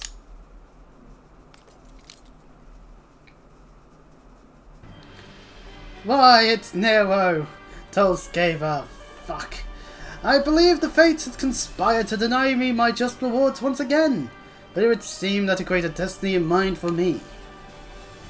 And so long as my ambition burns, I shall strive to seize it. The dream lives on, Sid. Do not disappoint me. God, that evil smirk. So if things go horribly wrong, we know who to blame. Anyways, that would be the end of that for the time being in that current patch of what there was. Oh, pardon me. To an extent, because Cypress Tower. Yeah, no, seriously, that quest was quite a short one. Pardon me, by the way. So really, we don't really have to do much, which is fun. Fun times to be had by all. It's incredibly stuffy in here, and I've got a fan on. No, I haven't got any fans on. I haven't got any fans in this room. If I can, I don't suppose my desk over for that matter. Fuck. There, 'tis you, my friend. You're doubtless eager to hear of our progress on the Crystal Tower. Excellent. I'd be disappointed to hear otherwise. Of course, disappointed is the word of the day, I fear. I'm ashamed to say there's nothing worthwhile to report. Suns continue to probe the labyrinth of the agents, and every day brings new discoveries. Alas, the same cannot be said of the Crystal Tower proper. We've not been able to set so much as a single foot inside it. You will recall how the ancient sentinels stood between us and the labyrinth initially. In like manner, the entryway into the principal spire, Cypress Tower, the Allegans called it. It is also protected by technology far more advanced than our own. Sid and I have tried every trick we know, though without success. Frankly speaking, we are at a loss. It is discouraging, but we cannot give up. There must be a way in. And so the situation stands, my friend. Until we gain entry into the tower, I fear your talents shan't fail us. Require time that I am loath to waste, but I have a mind to turn my people to scouring such ancient texts as we have on hand. Perhaps we can be of assistance, goes the voice. And you are? Why, it's two people. Be at ease, friends, for we share the same goal. I am Yune, and my companion is called Doga. Because Final Fantasy III references, and I just spat on my glasses. Ugh. We are scholars of the Allegan civilization, sent by the students of Baldessian to assist in your endeavour. Hooray! Yune and Doga. Rather unusual names of this day and age, if I might be forgiven for observing. But I digress. You claim to be here at the students' behest, but we have received never a word of your coming. Moreover, in the light of the recent incident at the Isle of Fowl, because this happens after the main quest where we learn of that news, I should think that they have rather more pressing concerns. We can only assume that the message failed to reach you due to some mishap. I assure you that we are here to help. And meanwhile, Graha's striking a pose. What is it, Graha? Ugh, 'tis nothing. There was a pain, but it has subsided. No, you get migraines too? I should have some meds for that. Well, this is rather unexpected. Your right eye is the same as ours. The same? You have an allergen eye as well? This sanguine hoon is said to be a trait unique to the allergens. I inherited it from my father, as he did from his. Only one child in a single generation is born with the eye. All my life I have sought to learn the truth of its manifestation. Is there aught you know? I implore you to tell me. My deepest apologies, but we have no answers for you. Only one thing is certain. Those who possess the trait are bound by fate to Alag. As your eye has placed you upon the path you walk, so too have we come here to fulfill our destiny. Absurd though it may sound, it is the truth. It seems we have naught to lose by accepting their aid. What say you? If it is your wish, then so be it. Yet know that I still mean to verify your story with the students of Baldessian when I am able. I trust there will be no objections. Very well, as at this moment I name Yune and Doga advisory members of Noah. Without further ado, let us have them examine the Cypress Tower entrance. I promise you, will not have cause to regret your decision. Chris, I should be much obliged if you were to accompany our new friends to the tower. Biggs and Wedge are presently surveying the 8 sentinels. The two of them can show you the way. Upon arrival, pray report to Master Garlon. He'll brief you on the situation. Very well then. I shall join you, Chris. With you and Douglas' knowledge, along with your uncanny knack for setting events in motion, I'm hopeful that we will finally see progress. Hopefully we will. Hopefully. Which means there's only one thing for us to do. Back to the bloody 8 Sentinels area. Hooray!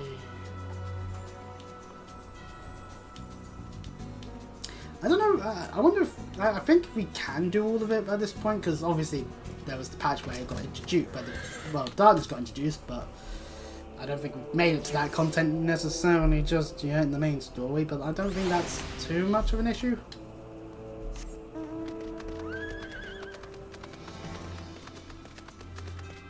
We're walking on crystallized ground. No, we're not. Hello, Reg. What are you doing down there? Examine the rubble in the hopes that it will yield a clue to entering Cypress Tower. Can you tell we're getting desperate? Yes, I can see that. Hey, Biggs. Well, if it isn't Chris. Eager to enter Cypress Tower and kill everything in sight, no doubt. I'm a healer. As I'm sure you already heard, though the place is locked up tight as a clam. New friends from the students, you say? Excellent! It's been slow going. Or rather, no going. For the chief, he'll appreciate the help. But just follow me, I'll take you to him. And we get cutscene. Hurrahs. Meanwhile, at a door...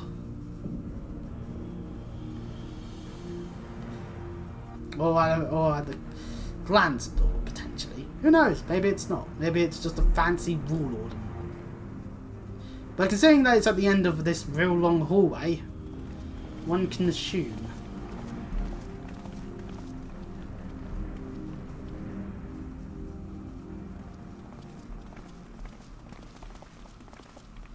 Ah, some old faces to lift the spirit, and a couple of new ones besides. Allow me to introduce Yune and Doga. They are scholars of Agent at Lag, sent here by our friends of Baldessian to aid in the investigation. We understand you're having trouble circumventing the tower's defences. Just hope that we can be of some small assistance. If your tire is all to go by, your assistance should prove invaluable indeed. To begin with, let me tell you where we stand. Beyond Wise's Cypress Tower, the principal spire of the structure collectively known as the Crystal Tower. The only way to get inside is through the proverbial front door, the opposing gate you see here. The problem is we can't get it to open. It's sealed by some mechanism whose workings are an utter mystery to us. Having no success via more orthodox methods, I went at it with everything from a pickaxe to a Magitech cannon, knowing so much as put a scratch on it. For a blessing, the gate doesn't try to reduce us to ashes like the 8 Sentinels. That doesn't make it any less effective a security measure. It's fiendishly frustrating in its simplicity. The only clue we have is the elaborate device carved upon it. A man and a woman. Respected. Aladdin royalty by my judgment. Precisely who these individuals were, we cannot say, nor do we know whether the device actually serves a purpose, like as not it is purely decorative.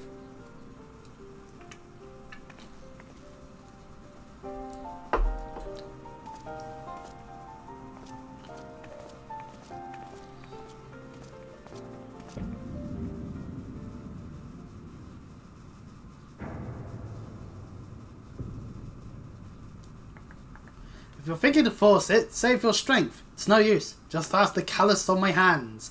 Just lifts his hands up and it's just an ungodly sight. Rest assured, we do not mean to waste our strength. Indeed, why should we exert ourselves when the gate will open on its own accord?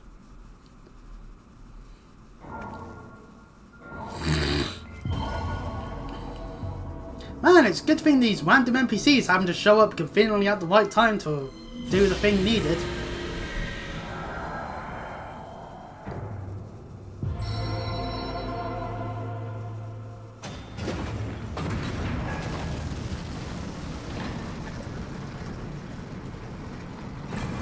But there we go, Cypress Tower, now accessible.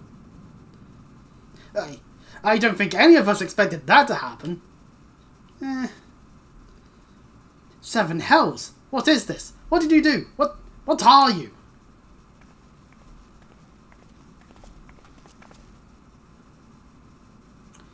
Piercing the heavens and gathering the light, a symbol of mankind's glory and might. Its virtue guarded by gates impregnable, only to those of royal blood answerable. Exactly as passed down through legend. I am delighted to see. Ah, Nero. Knew you'd show up. The moment we open this bloody gate. Beg pardons for interrupting your bewilderment. I couldn't help but notice the remarkable playthings you have acquired. Nero! You're still alive?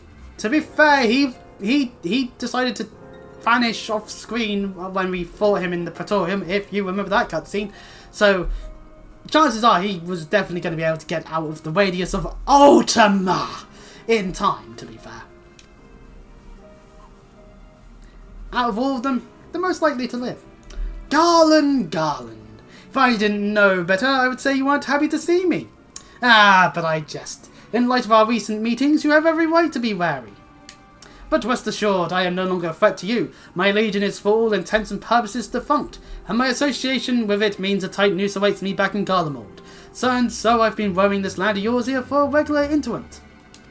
In the course of my wanderings, I chanced to catch wind of your latest venture. It sounded positively fascinating, and so I decided to come here and join you. New ally Nero? After the wrongs you've committed? You think us that gullible?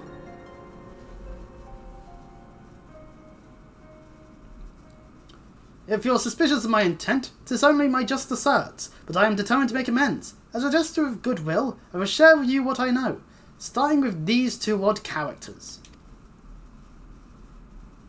As you are doubtless already aware, the Crystal Tower was the symbol of Agent Alec's might and prosperity. Entry was permitted only to royalty and select few individuals. According to the records I have unearthed, only royal blood can open the gate. In other words, the Emperor and his prodigy were living keys. You mean to say that these two are descended from Alegan royalty? Yes. Oh, I suggest nothing so glamorous. To put it plain, they are imitations of royalty. Living keys born of Allergen ingenuity. Clones, I believe, is the name your creators gave your kind, is that not so?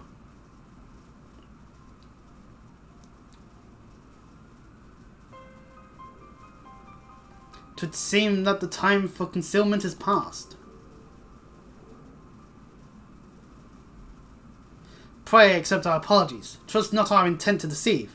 We simply wish to avoid causing undue alarm by prematurely making what many would consider deranged claims. If it please you, let us return to the 8 Sentinels. There is much and more to tell. Why not do it here? But, sure, why not? Very well. Yeah, very well. Great, well, walk all the way back here once we're done with all these cutscenes, malarkey. Ugh. Also, Nero, what are you doing? What's your motive? 7 hells, do you seriously mean to follow us around? Come, Garland. You know me better than to think that I spoke in jest. What more will it take us to be reconciled? A gift, perhaps?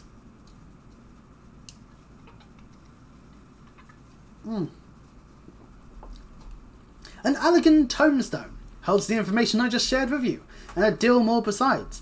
It used to be the jealously guarded property of the 14th Legion, but it's yours now. I wish you joy of it. I look forward to working together, old friend.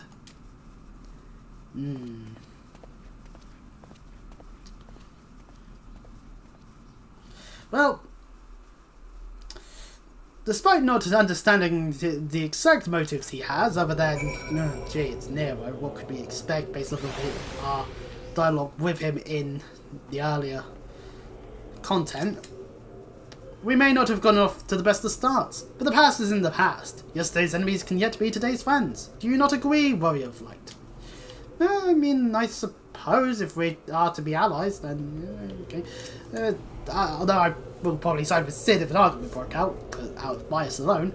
If you're ready to listen, we shall tell you all. As it pertains close to your investigation, your leader Wambros may wish to be present. Oh, well. Someone go get him, then.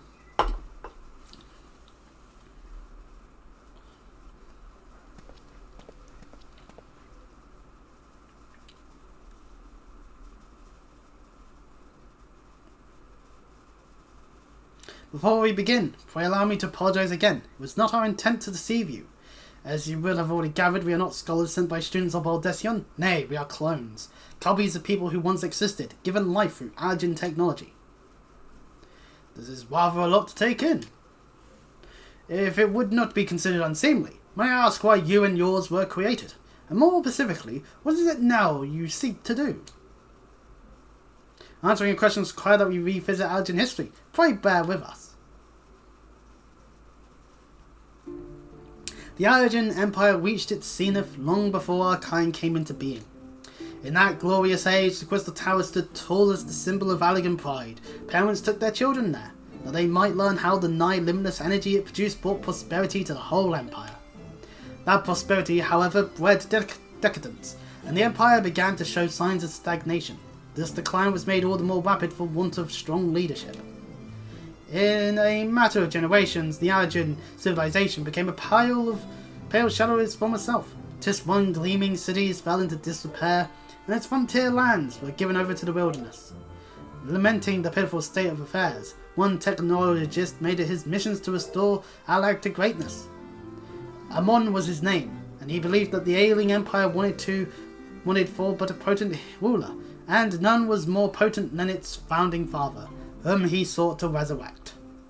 The founding father? You cannot mean Emperor Sand. None other. As part of his experiments, Amon created clones of the Emperor's descendants. We are the products of that experiment, copies of Yune and Doga. Historical texts mention the reigns of two elegant emperors named Sand.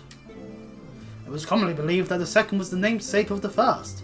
After all, such a custom is not uncommon among royalty and commoners alike, to think that the two were in fact one and the same. Aye, Sand returned from the grave and assumed his throne once more, and true to Amon's prediction, the Emperor restored his realm to glory once new, but that he could have been satisfied with that. In his previous life, the Emperor decided to bring the entire world under Aladdin's dominion, an ambition that ultimately went unfulfilled. Having been granted a second chance, he was determined to succeed. Realizing that he needed more power to wage his war of conquest, Sand turned his sights towards a more forbidden source, darkness. In order to learn how to harness this power, he converted the Crystal Tower into a restricted research facility. And Nero's smiling. Darkness again! 7 hells! What is it with megalomaniacal rulers turning to darkness in lust for their power? Oh, well, at least this one won't be bothering us, being 1,000 years dead and all. Would that you were white, Master Garlon? Ah, shit. Damn it, Sid. You had to speak. Alas, Emperor Sand is very much alive. Within Cypress Tower he still abides, his ambitions burning all the more ardently for his empire's collapse. Well, darn. We're gonna have to go and deal with that. Damn it, all to the 7th hell. Wielding the power of darkness requires prodigious amounts of energy. Energy that not even the Crystal Tower could produce. Pardon me.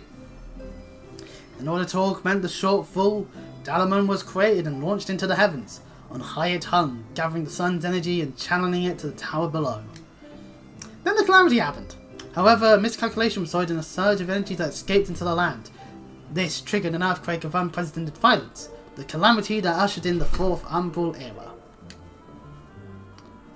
In the blinking of an eye, the mighty Argan Empire was laid to waste.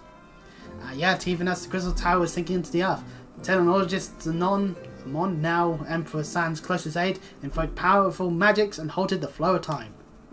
Every soul within the structure, the Emperor included, was placed in a deep slumber. In that state they were to remain until the time was ripe to awaken. Which is why they're now able to be bosses for us to have to deal with in the bloody Wade. Eras came and went. After millennia laying dormant, Dalamon was summoned back to the earth. Its descent triggered the 7th Umbral Calamity, in the wake of which the Crystal Tower re-emerged. At that moment, Emperor Sand awakened. In his lust for power, the Emperor consorted with darkness and was seduced by his corrupting influence. Even now, even though his Emperor is now little more than a fading memory, he will stop at nothing to see his ambition realized. And there he sits, waiting something to happen.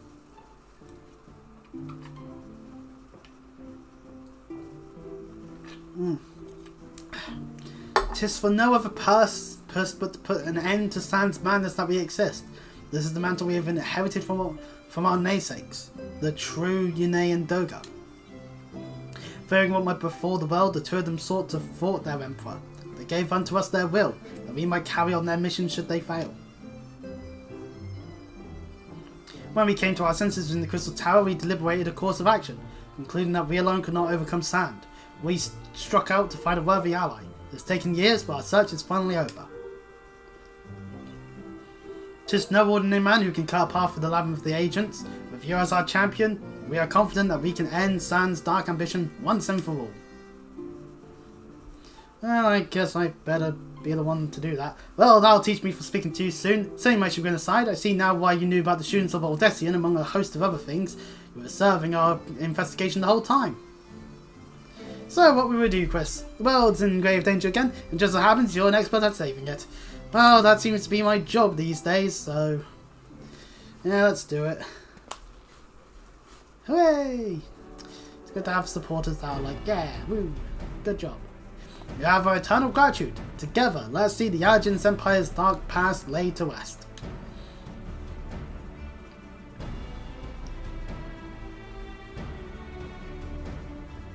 It has been our mission to recover the long-lost knowledge of the Argent civilization, but what worth is that knowledge if it means subjecting the realm to peril?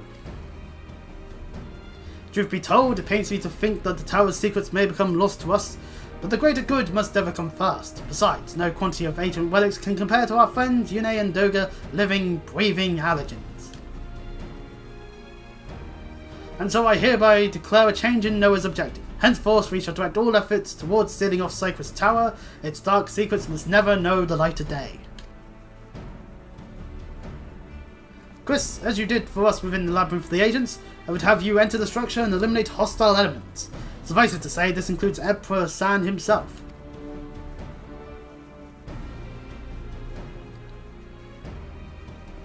Meanwhile, the rest of us shall examine ways to isolate Cypress Tower from the outside world.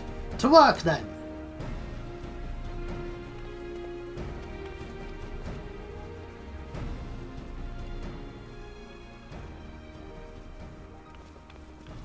Well, good luck to all you. Nero going off with them.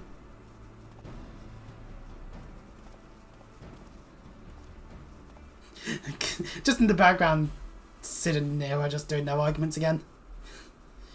Nah, drat that bloody Nero. We could just mean. Up, I said. Wait, there's something I must know. My white eye is like yours. Does this mean?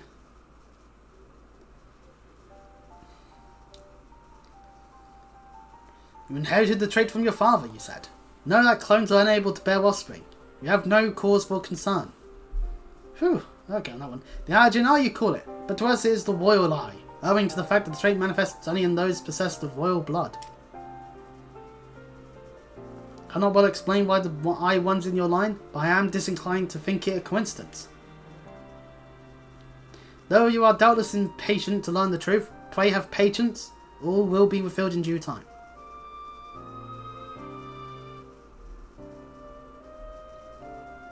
Well, Graha, you're super important. Ain't that great? For a long-dead civilization, important-wise. But anyway, talking to Graha after that cutscene nets us another cutscene. Hooray! Cutscenes galore. My apologies if I've given you cause to worry. I'm quite well, I assure you. If you can appreciate, there has been much for me to think on. But now is the time for action, not idle thoughts. Cypress Tower awaits us.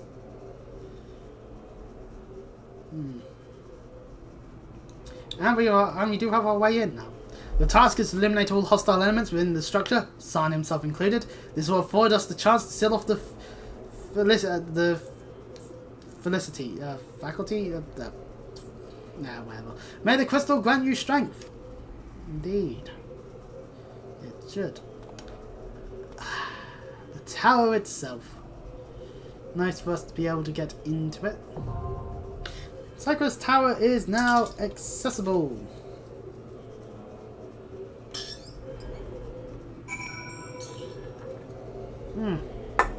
Which means back to the duty finder, where we have to turn off Labyrinth and turn on Cypress. So, you know. It says average wait time 5 minutes. That's cool. I guess we could do things like pet Graha more. Hello, Graha. Give Graha a hug. There we go. And then now with that done, we kneel towards the fat cat. For it is our reverend lord. Wait, okay. So, now we wait. Lovely stuff. My stomach is rumbling quite a bit. That prefers a sensible time as well, so... Then again, I've not been having 3 square meals a day as often. I've been doing the whole falling asleep for like pretty much all the night now. Pretty much from like the evening into the night I'm asleep, and that kind of sucks a little bit in some ways. But me starting streams later makes sense, because when we're doing this sort of content we need to be able to get in. So, you know.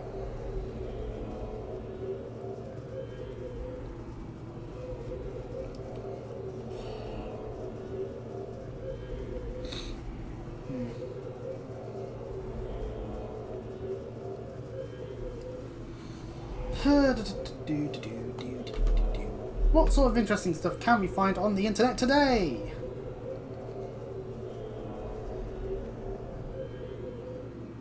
Oh, let's say that.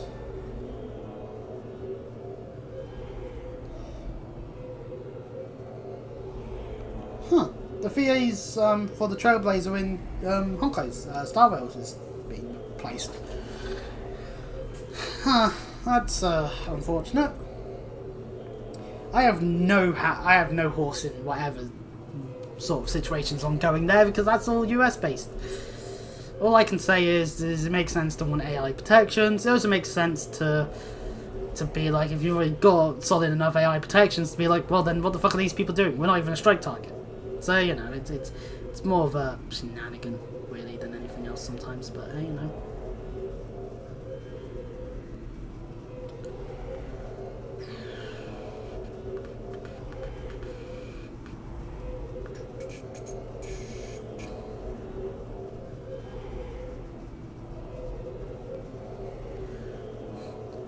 Oh yeah, I actually saw part of that. For whatever reason, just someone doing a stream where it's just their VTuber model getting closer to the screen, like. And yeah, when I caught a glimpse of it, it had like 7,000 watchers, including me. So it's just like, huh. Like, there's no point to be jazzed in that because obviously there's a level of shitpostiness to it, and you know what? Fair enough. The comedic aspect.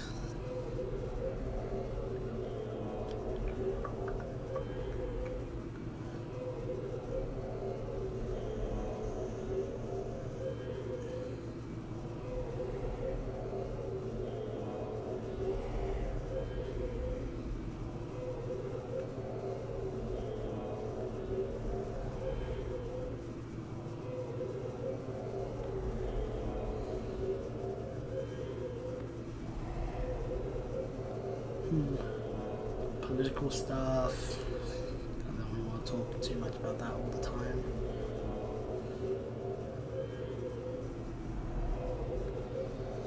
Someone went to use AI and replace their workers, and now they want the humans back after they lost a bunch of money. I'm not surprised by that in the slightest. Seems like AI is just doomed to fail at the moment.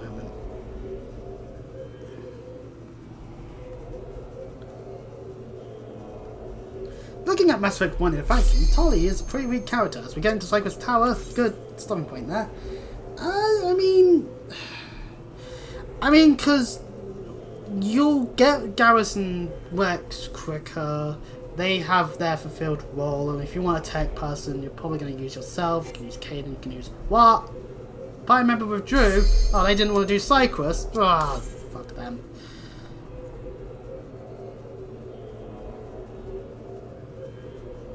The reward for the item you get for her pilgrimage by doing a bunch of Geth-related stuff is just an additional conversation point in Mass Effect 2. But to be fair, it makes sense. It allows for Ty to be like, oh yeah, no, this is indeed Shepard. This isn't Cerberus trying to play a trick on me. I've got to sort out the portrait again. Fuck! Ah well. Welcome to Cypress Tower. A whole bunch of us are ready to go on in. These things don't really have stuff.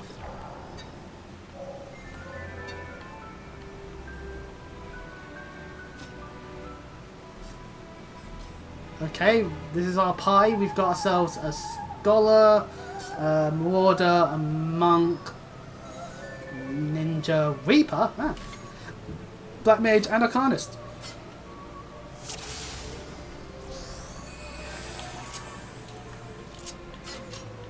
And we got one of those bottlegans, this time using a profile picture and a name of a Bleach character. That's right, I know what Bleach is. Believe it or not, I haven't really watched much of it, but apparently it was good for a while.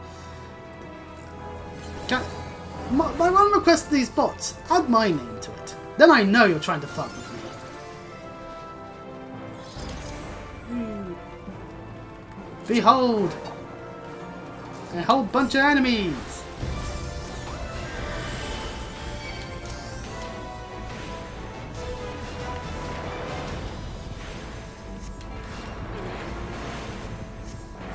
Which includes a yellow dragon and a bunch of others.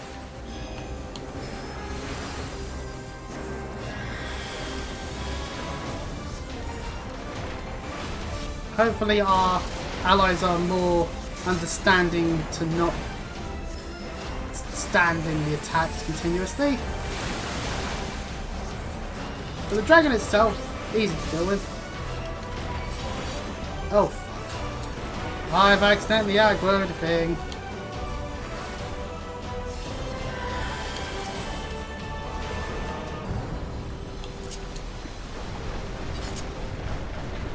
And the passageway now appears.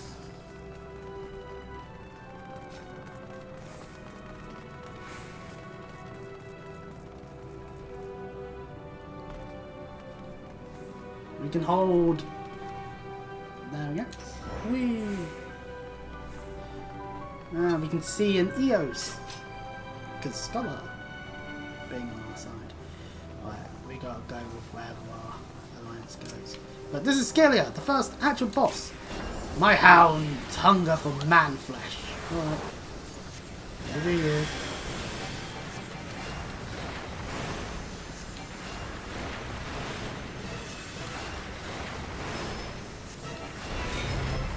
There's a topple, there's some other stuff.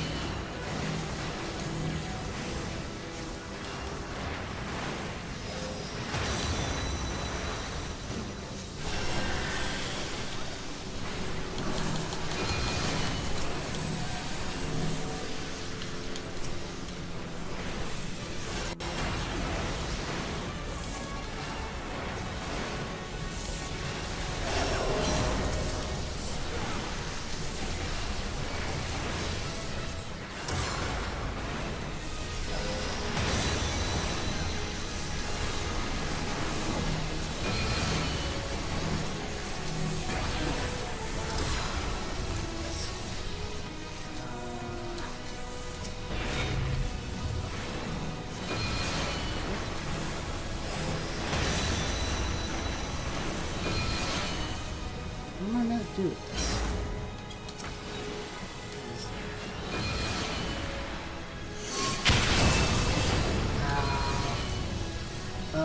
I need to get closer to enough of my bloody alliance.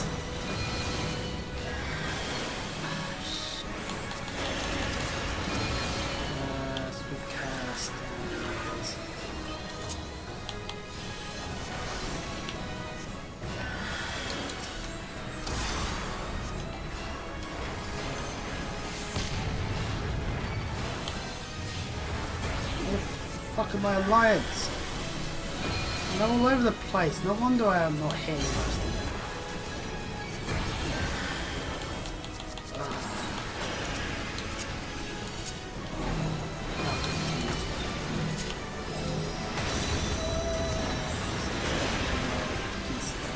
There we go. Oh, okay, we're Alliance C. Okay, that's something I should pointedly look at. So that, I'll just pass on, and I'll pass on as well. There's a Mon's hat. Ah, we found the guy's hat. Good to note.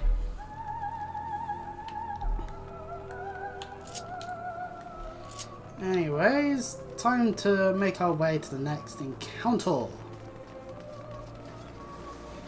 The Acheron's.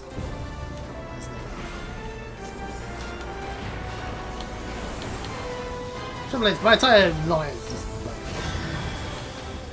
splits up to such. Yeah, we have pulling pools. Why is my team doing this? Just taking so much damage. Am I just bad? No one answered that.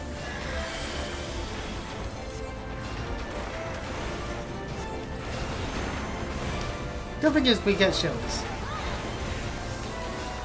But it's a green dragon,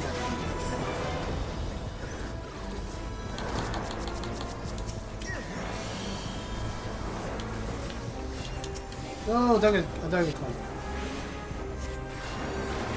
And the Unite's close.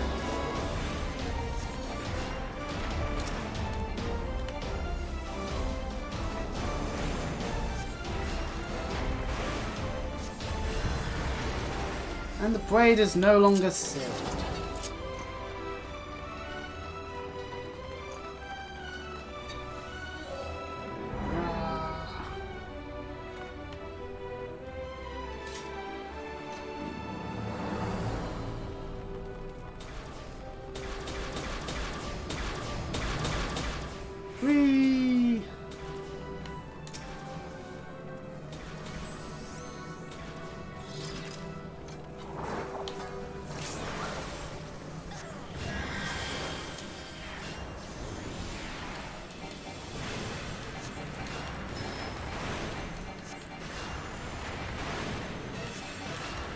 Glacier Labolus. Oh, we have a Pitomancer on one of the other alliances. Ooh.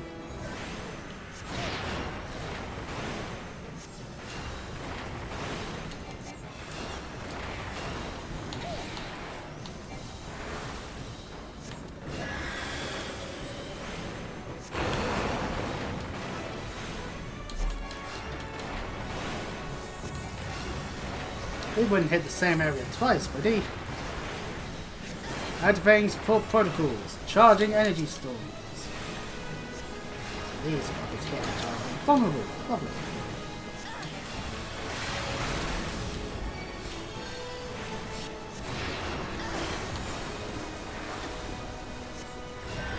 Just kidding, Medicals up. I realize that. In the case of my bloody Black Mage, distance enough where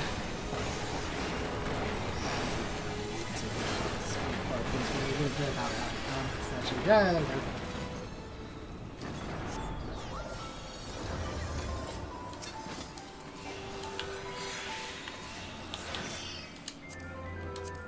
we'll take that and we'll pass that.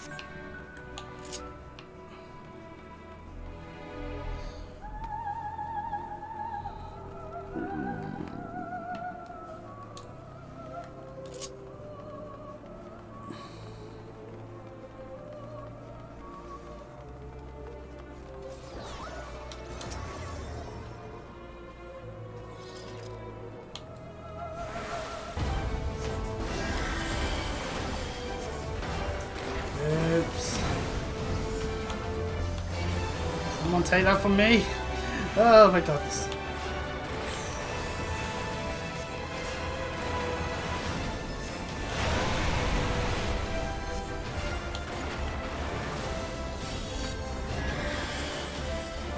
I'm always standing away from the person.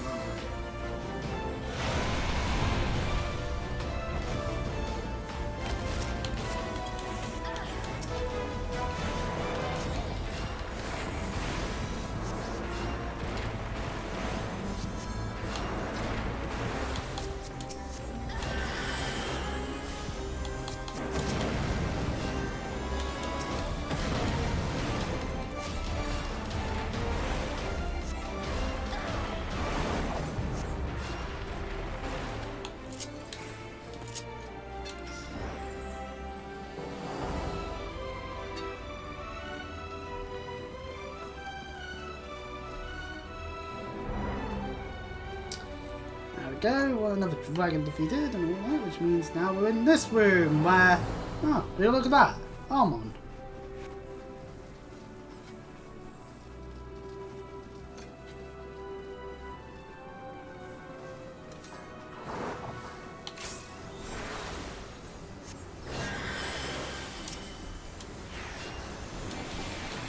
My, such unruly guests. Should seem a little diversion is in order.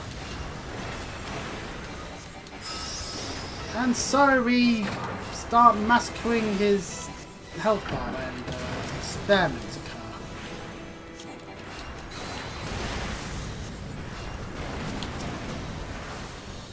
And I am standing way too far away from mine.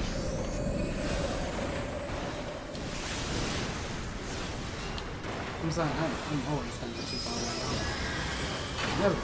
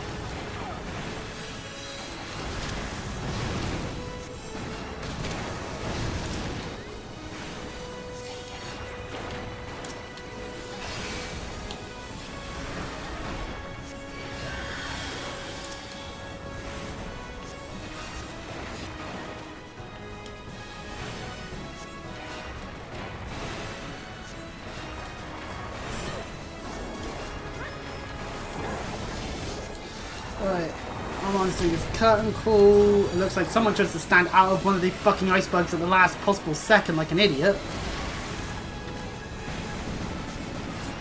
Inconceivable! Beware, your majesty.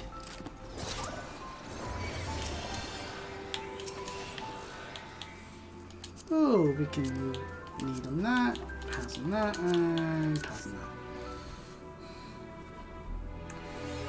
And then, whether we get any of the hidden pieces or not, who knows? Well, we get a cutscene of San standing on his phone, well, sitting on his phone. Obviously, jumps off the phone, like...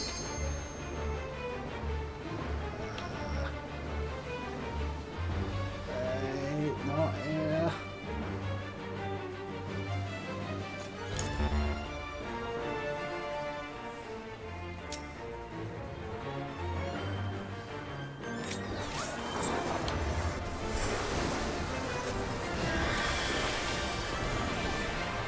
Yeah, one person's not ready because they're watching the cutscene. No, yeah, I got the legs.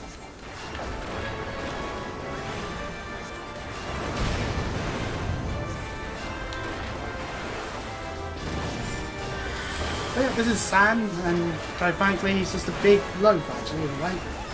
This isn't too bad. Although you've got to be careful of his attacks, obviously. It's best to not stand in.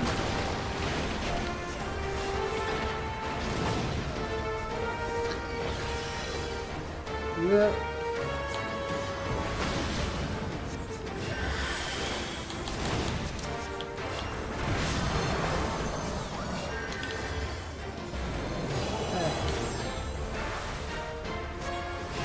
Mine is the power of darkness. Even the stars must bend to my will. Sure.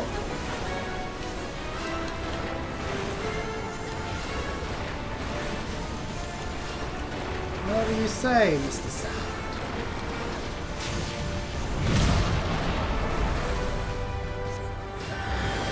I keep the regens going.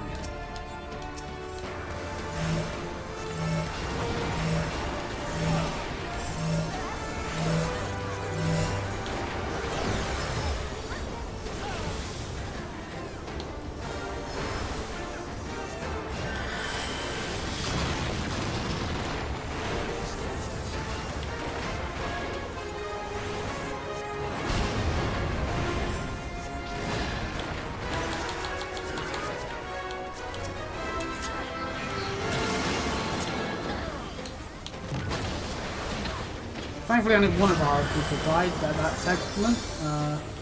Some of the other alliances have fared a little better.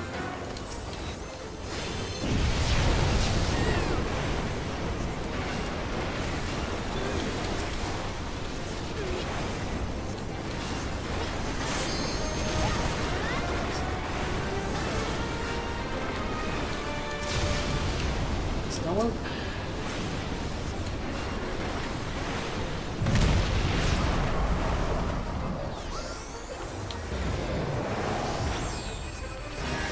ready.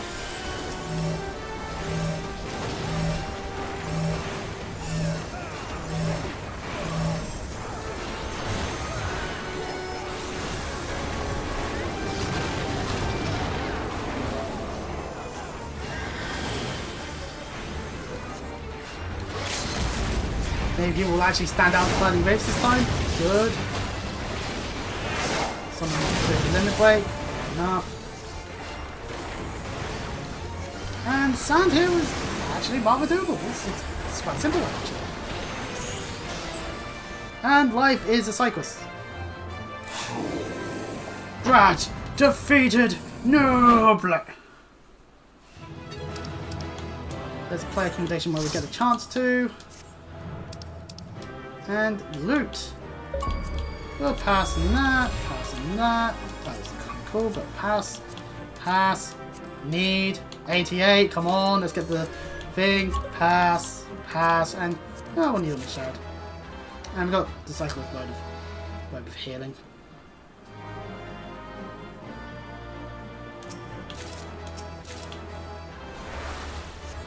They fell on the ground, so I'll heal them. Any of... Nope, not. What?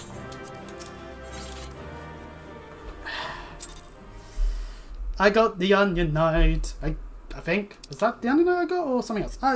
We definitely got something. We got something. Anyway, at Zan's phone, now that we're done with beating him up, our allies make their way up, which includes Sid. Yeah, I see Sid decided to make his way here. And that can is empty. Hola. Chris! Ah, Graha. Nice of you to have gotten here.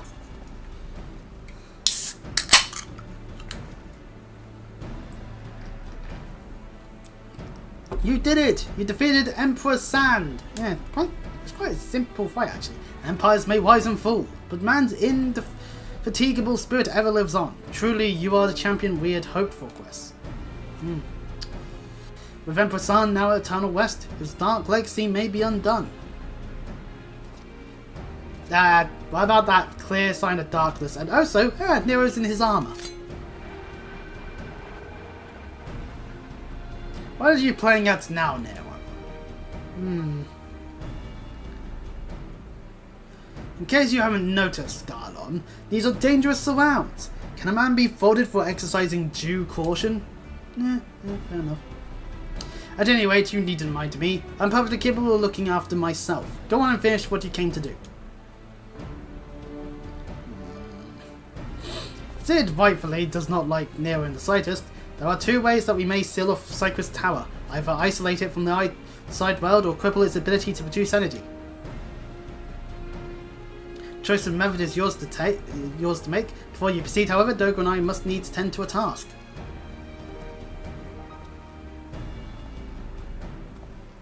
Yeah, there is that concerning bit of darkness there. We kind of might want to try and stop it from doing anything, like, bad. Don't want to have to do a third raid now, do we? That distortion. What is it? Criticalness for distortions aside, because, let's face it, what else could it be? The power that Sand sought to obtain comes from the void. The world of darkness, our people call it. And the true nature of that power was none other than the armies of Voidsent. Because of course it fucking was. Voidsent feed on Aether, as you may already know, and no plane is richer in it than ours. In exchange for their allegiance, San entered an unholy covenant. He would open a gate through which the Voidsent could freely enter our world. So he's to blame for any of the Voidsent that we still fight to this day, outside of the Ashians. Damn it. The covenant, I'm afraid to say, is still in effect. However, being of the Emperor's lineage, you and I believe that we can annul it. By his blood, San sealed his dark pact. By our blood, it shall be undone. It is time. Yes, Doga. Finally, we may fulfill our purpose. Nero just going like, ooh, what's all this thing?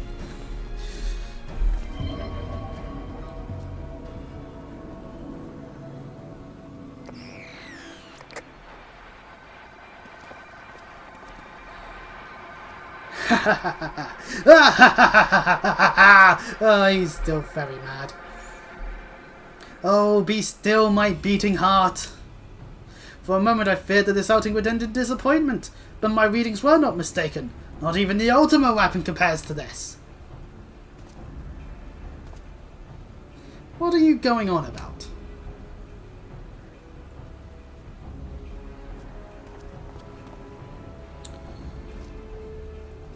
Darkness is still there. Despite Nero's stuff, the Covenant is everlasting. Well done.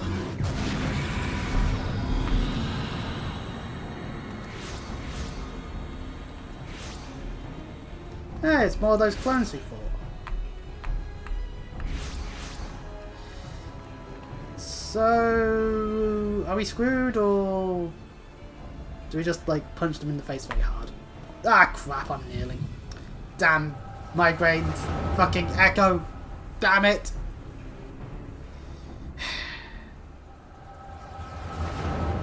Some point a bit before we definitely took out San, and Sir Maya Sadio is brought into the fold. Soon all the world shall be united under Allergen rule.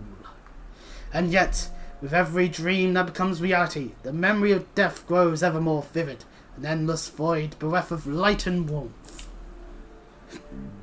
Pardon me. Though I may have defeated death, It did not leave me unscathed. Nay, its ravening claws have scarred my soul for eternity. Never shall I know peace.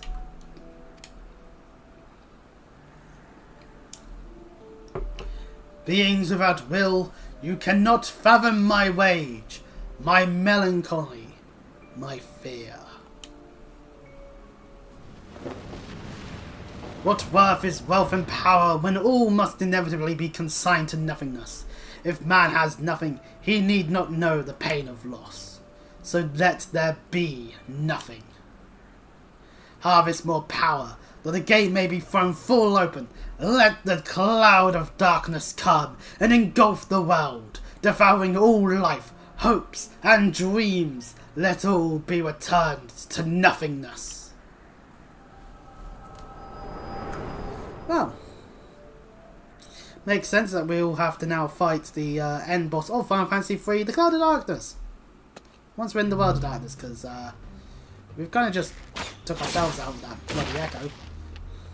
Thankfully, we have people here to protect us. Chris, pull yourself together! Ah, crap, more. So I know to enter them. One of the 7 hells is happening. Oh, now he's getting the issues. Woo! Ah, not now, damn it. And Sid is having to do his best with whatever he's got.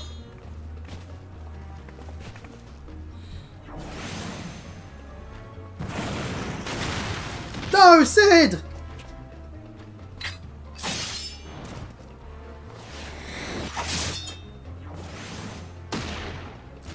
Nero is pulling his weight, thankfully, but yeah, what can be done with it? So many of them just reappearing. Nero, were they part of your grand plan too? Save your japes, darling, and didn't part with your arrogant face to play with worthless clones.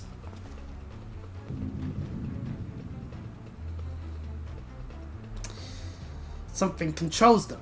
A void scent. And no ordinary one at that. Doga! Ah, crap.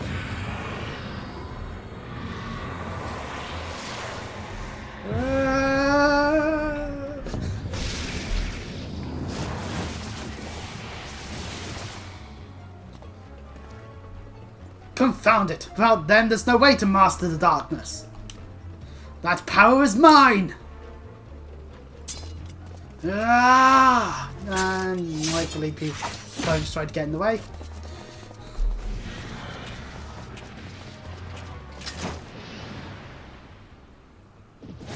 I have a selfish way of trying to deal with it, but no. Bye, Nero! Nero! So, all in favour of leaving him behind in the World of Darkness? The Covenant shall be honoured. Ah, crap.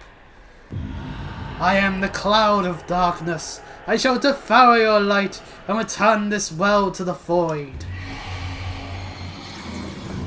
Oh. It kind of just sealed itself there.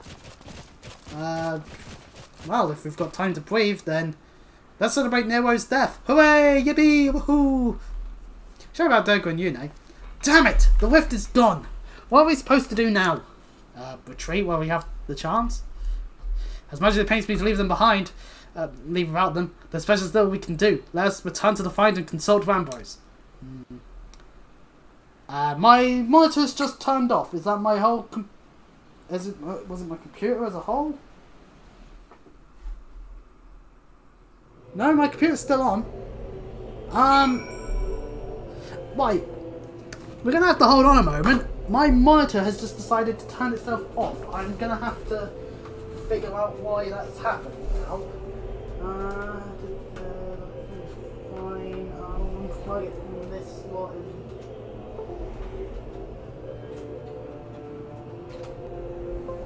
Has that turned it back on? I don't know why I'm asking. Clearly it has not. Shit. I'm assuming the stream's still ongoing. I should probably look at my phone.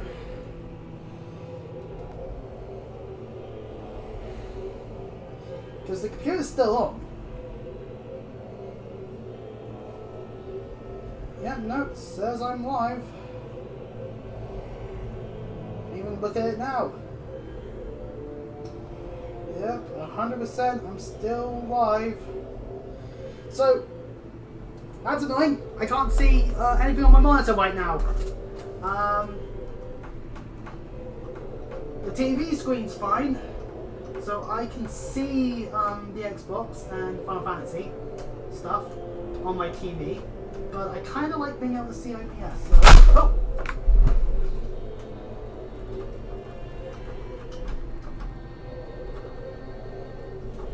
Hope I didn't break something. Trying to unscrew the thing.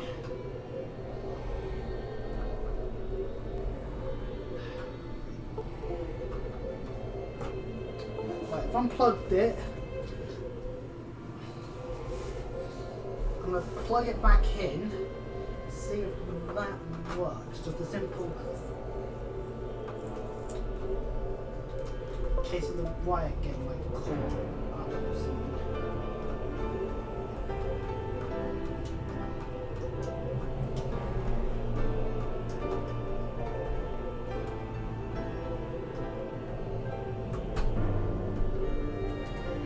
No, that didn't work as intended.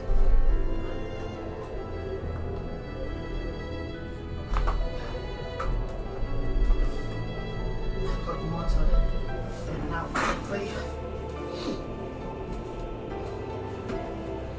See if it's just a case of having to turn the power back on. Nope. Oh crap. Okay, so we've got a slight issue. I currently cannot see my computer screen. For whatever reason, my monitor has decided it doesn't want to actually have the signal. Where does it run through? Because it's got its own power cable. Where does the power cable run through to? There. Okay, right. Plugged it in and out.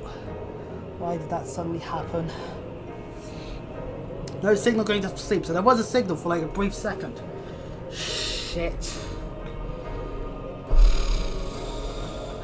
Crap. My only solution I have then is I'm gonna have to plug in my computer into a HDMI. Right, there it is. That's the HDMI as per normal. And okay. Try to put this in. There's the HDMI port. I might have to pull it around. I think this is the HDMI port. Like all down there, even what's up there?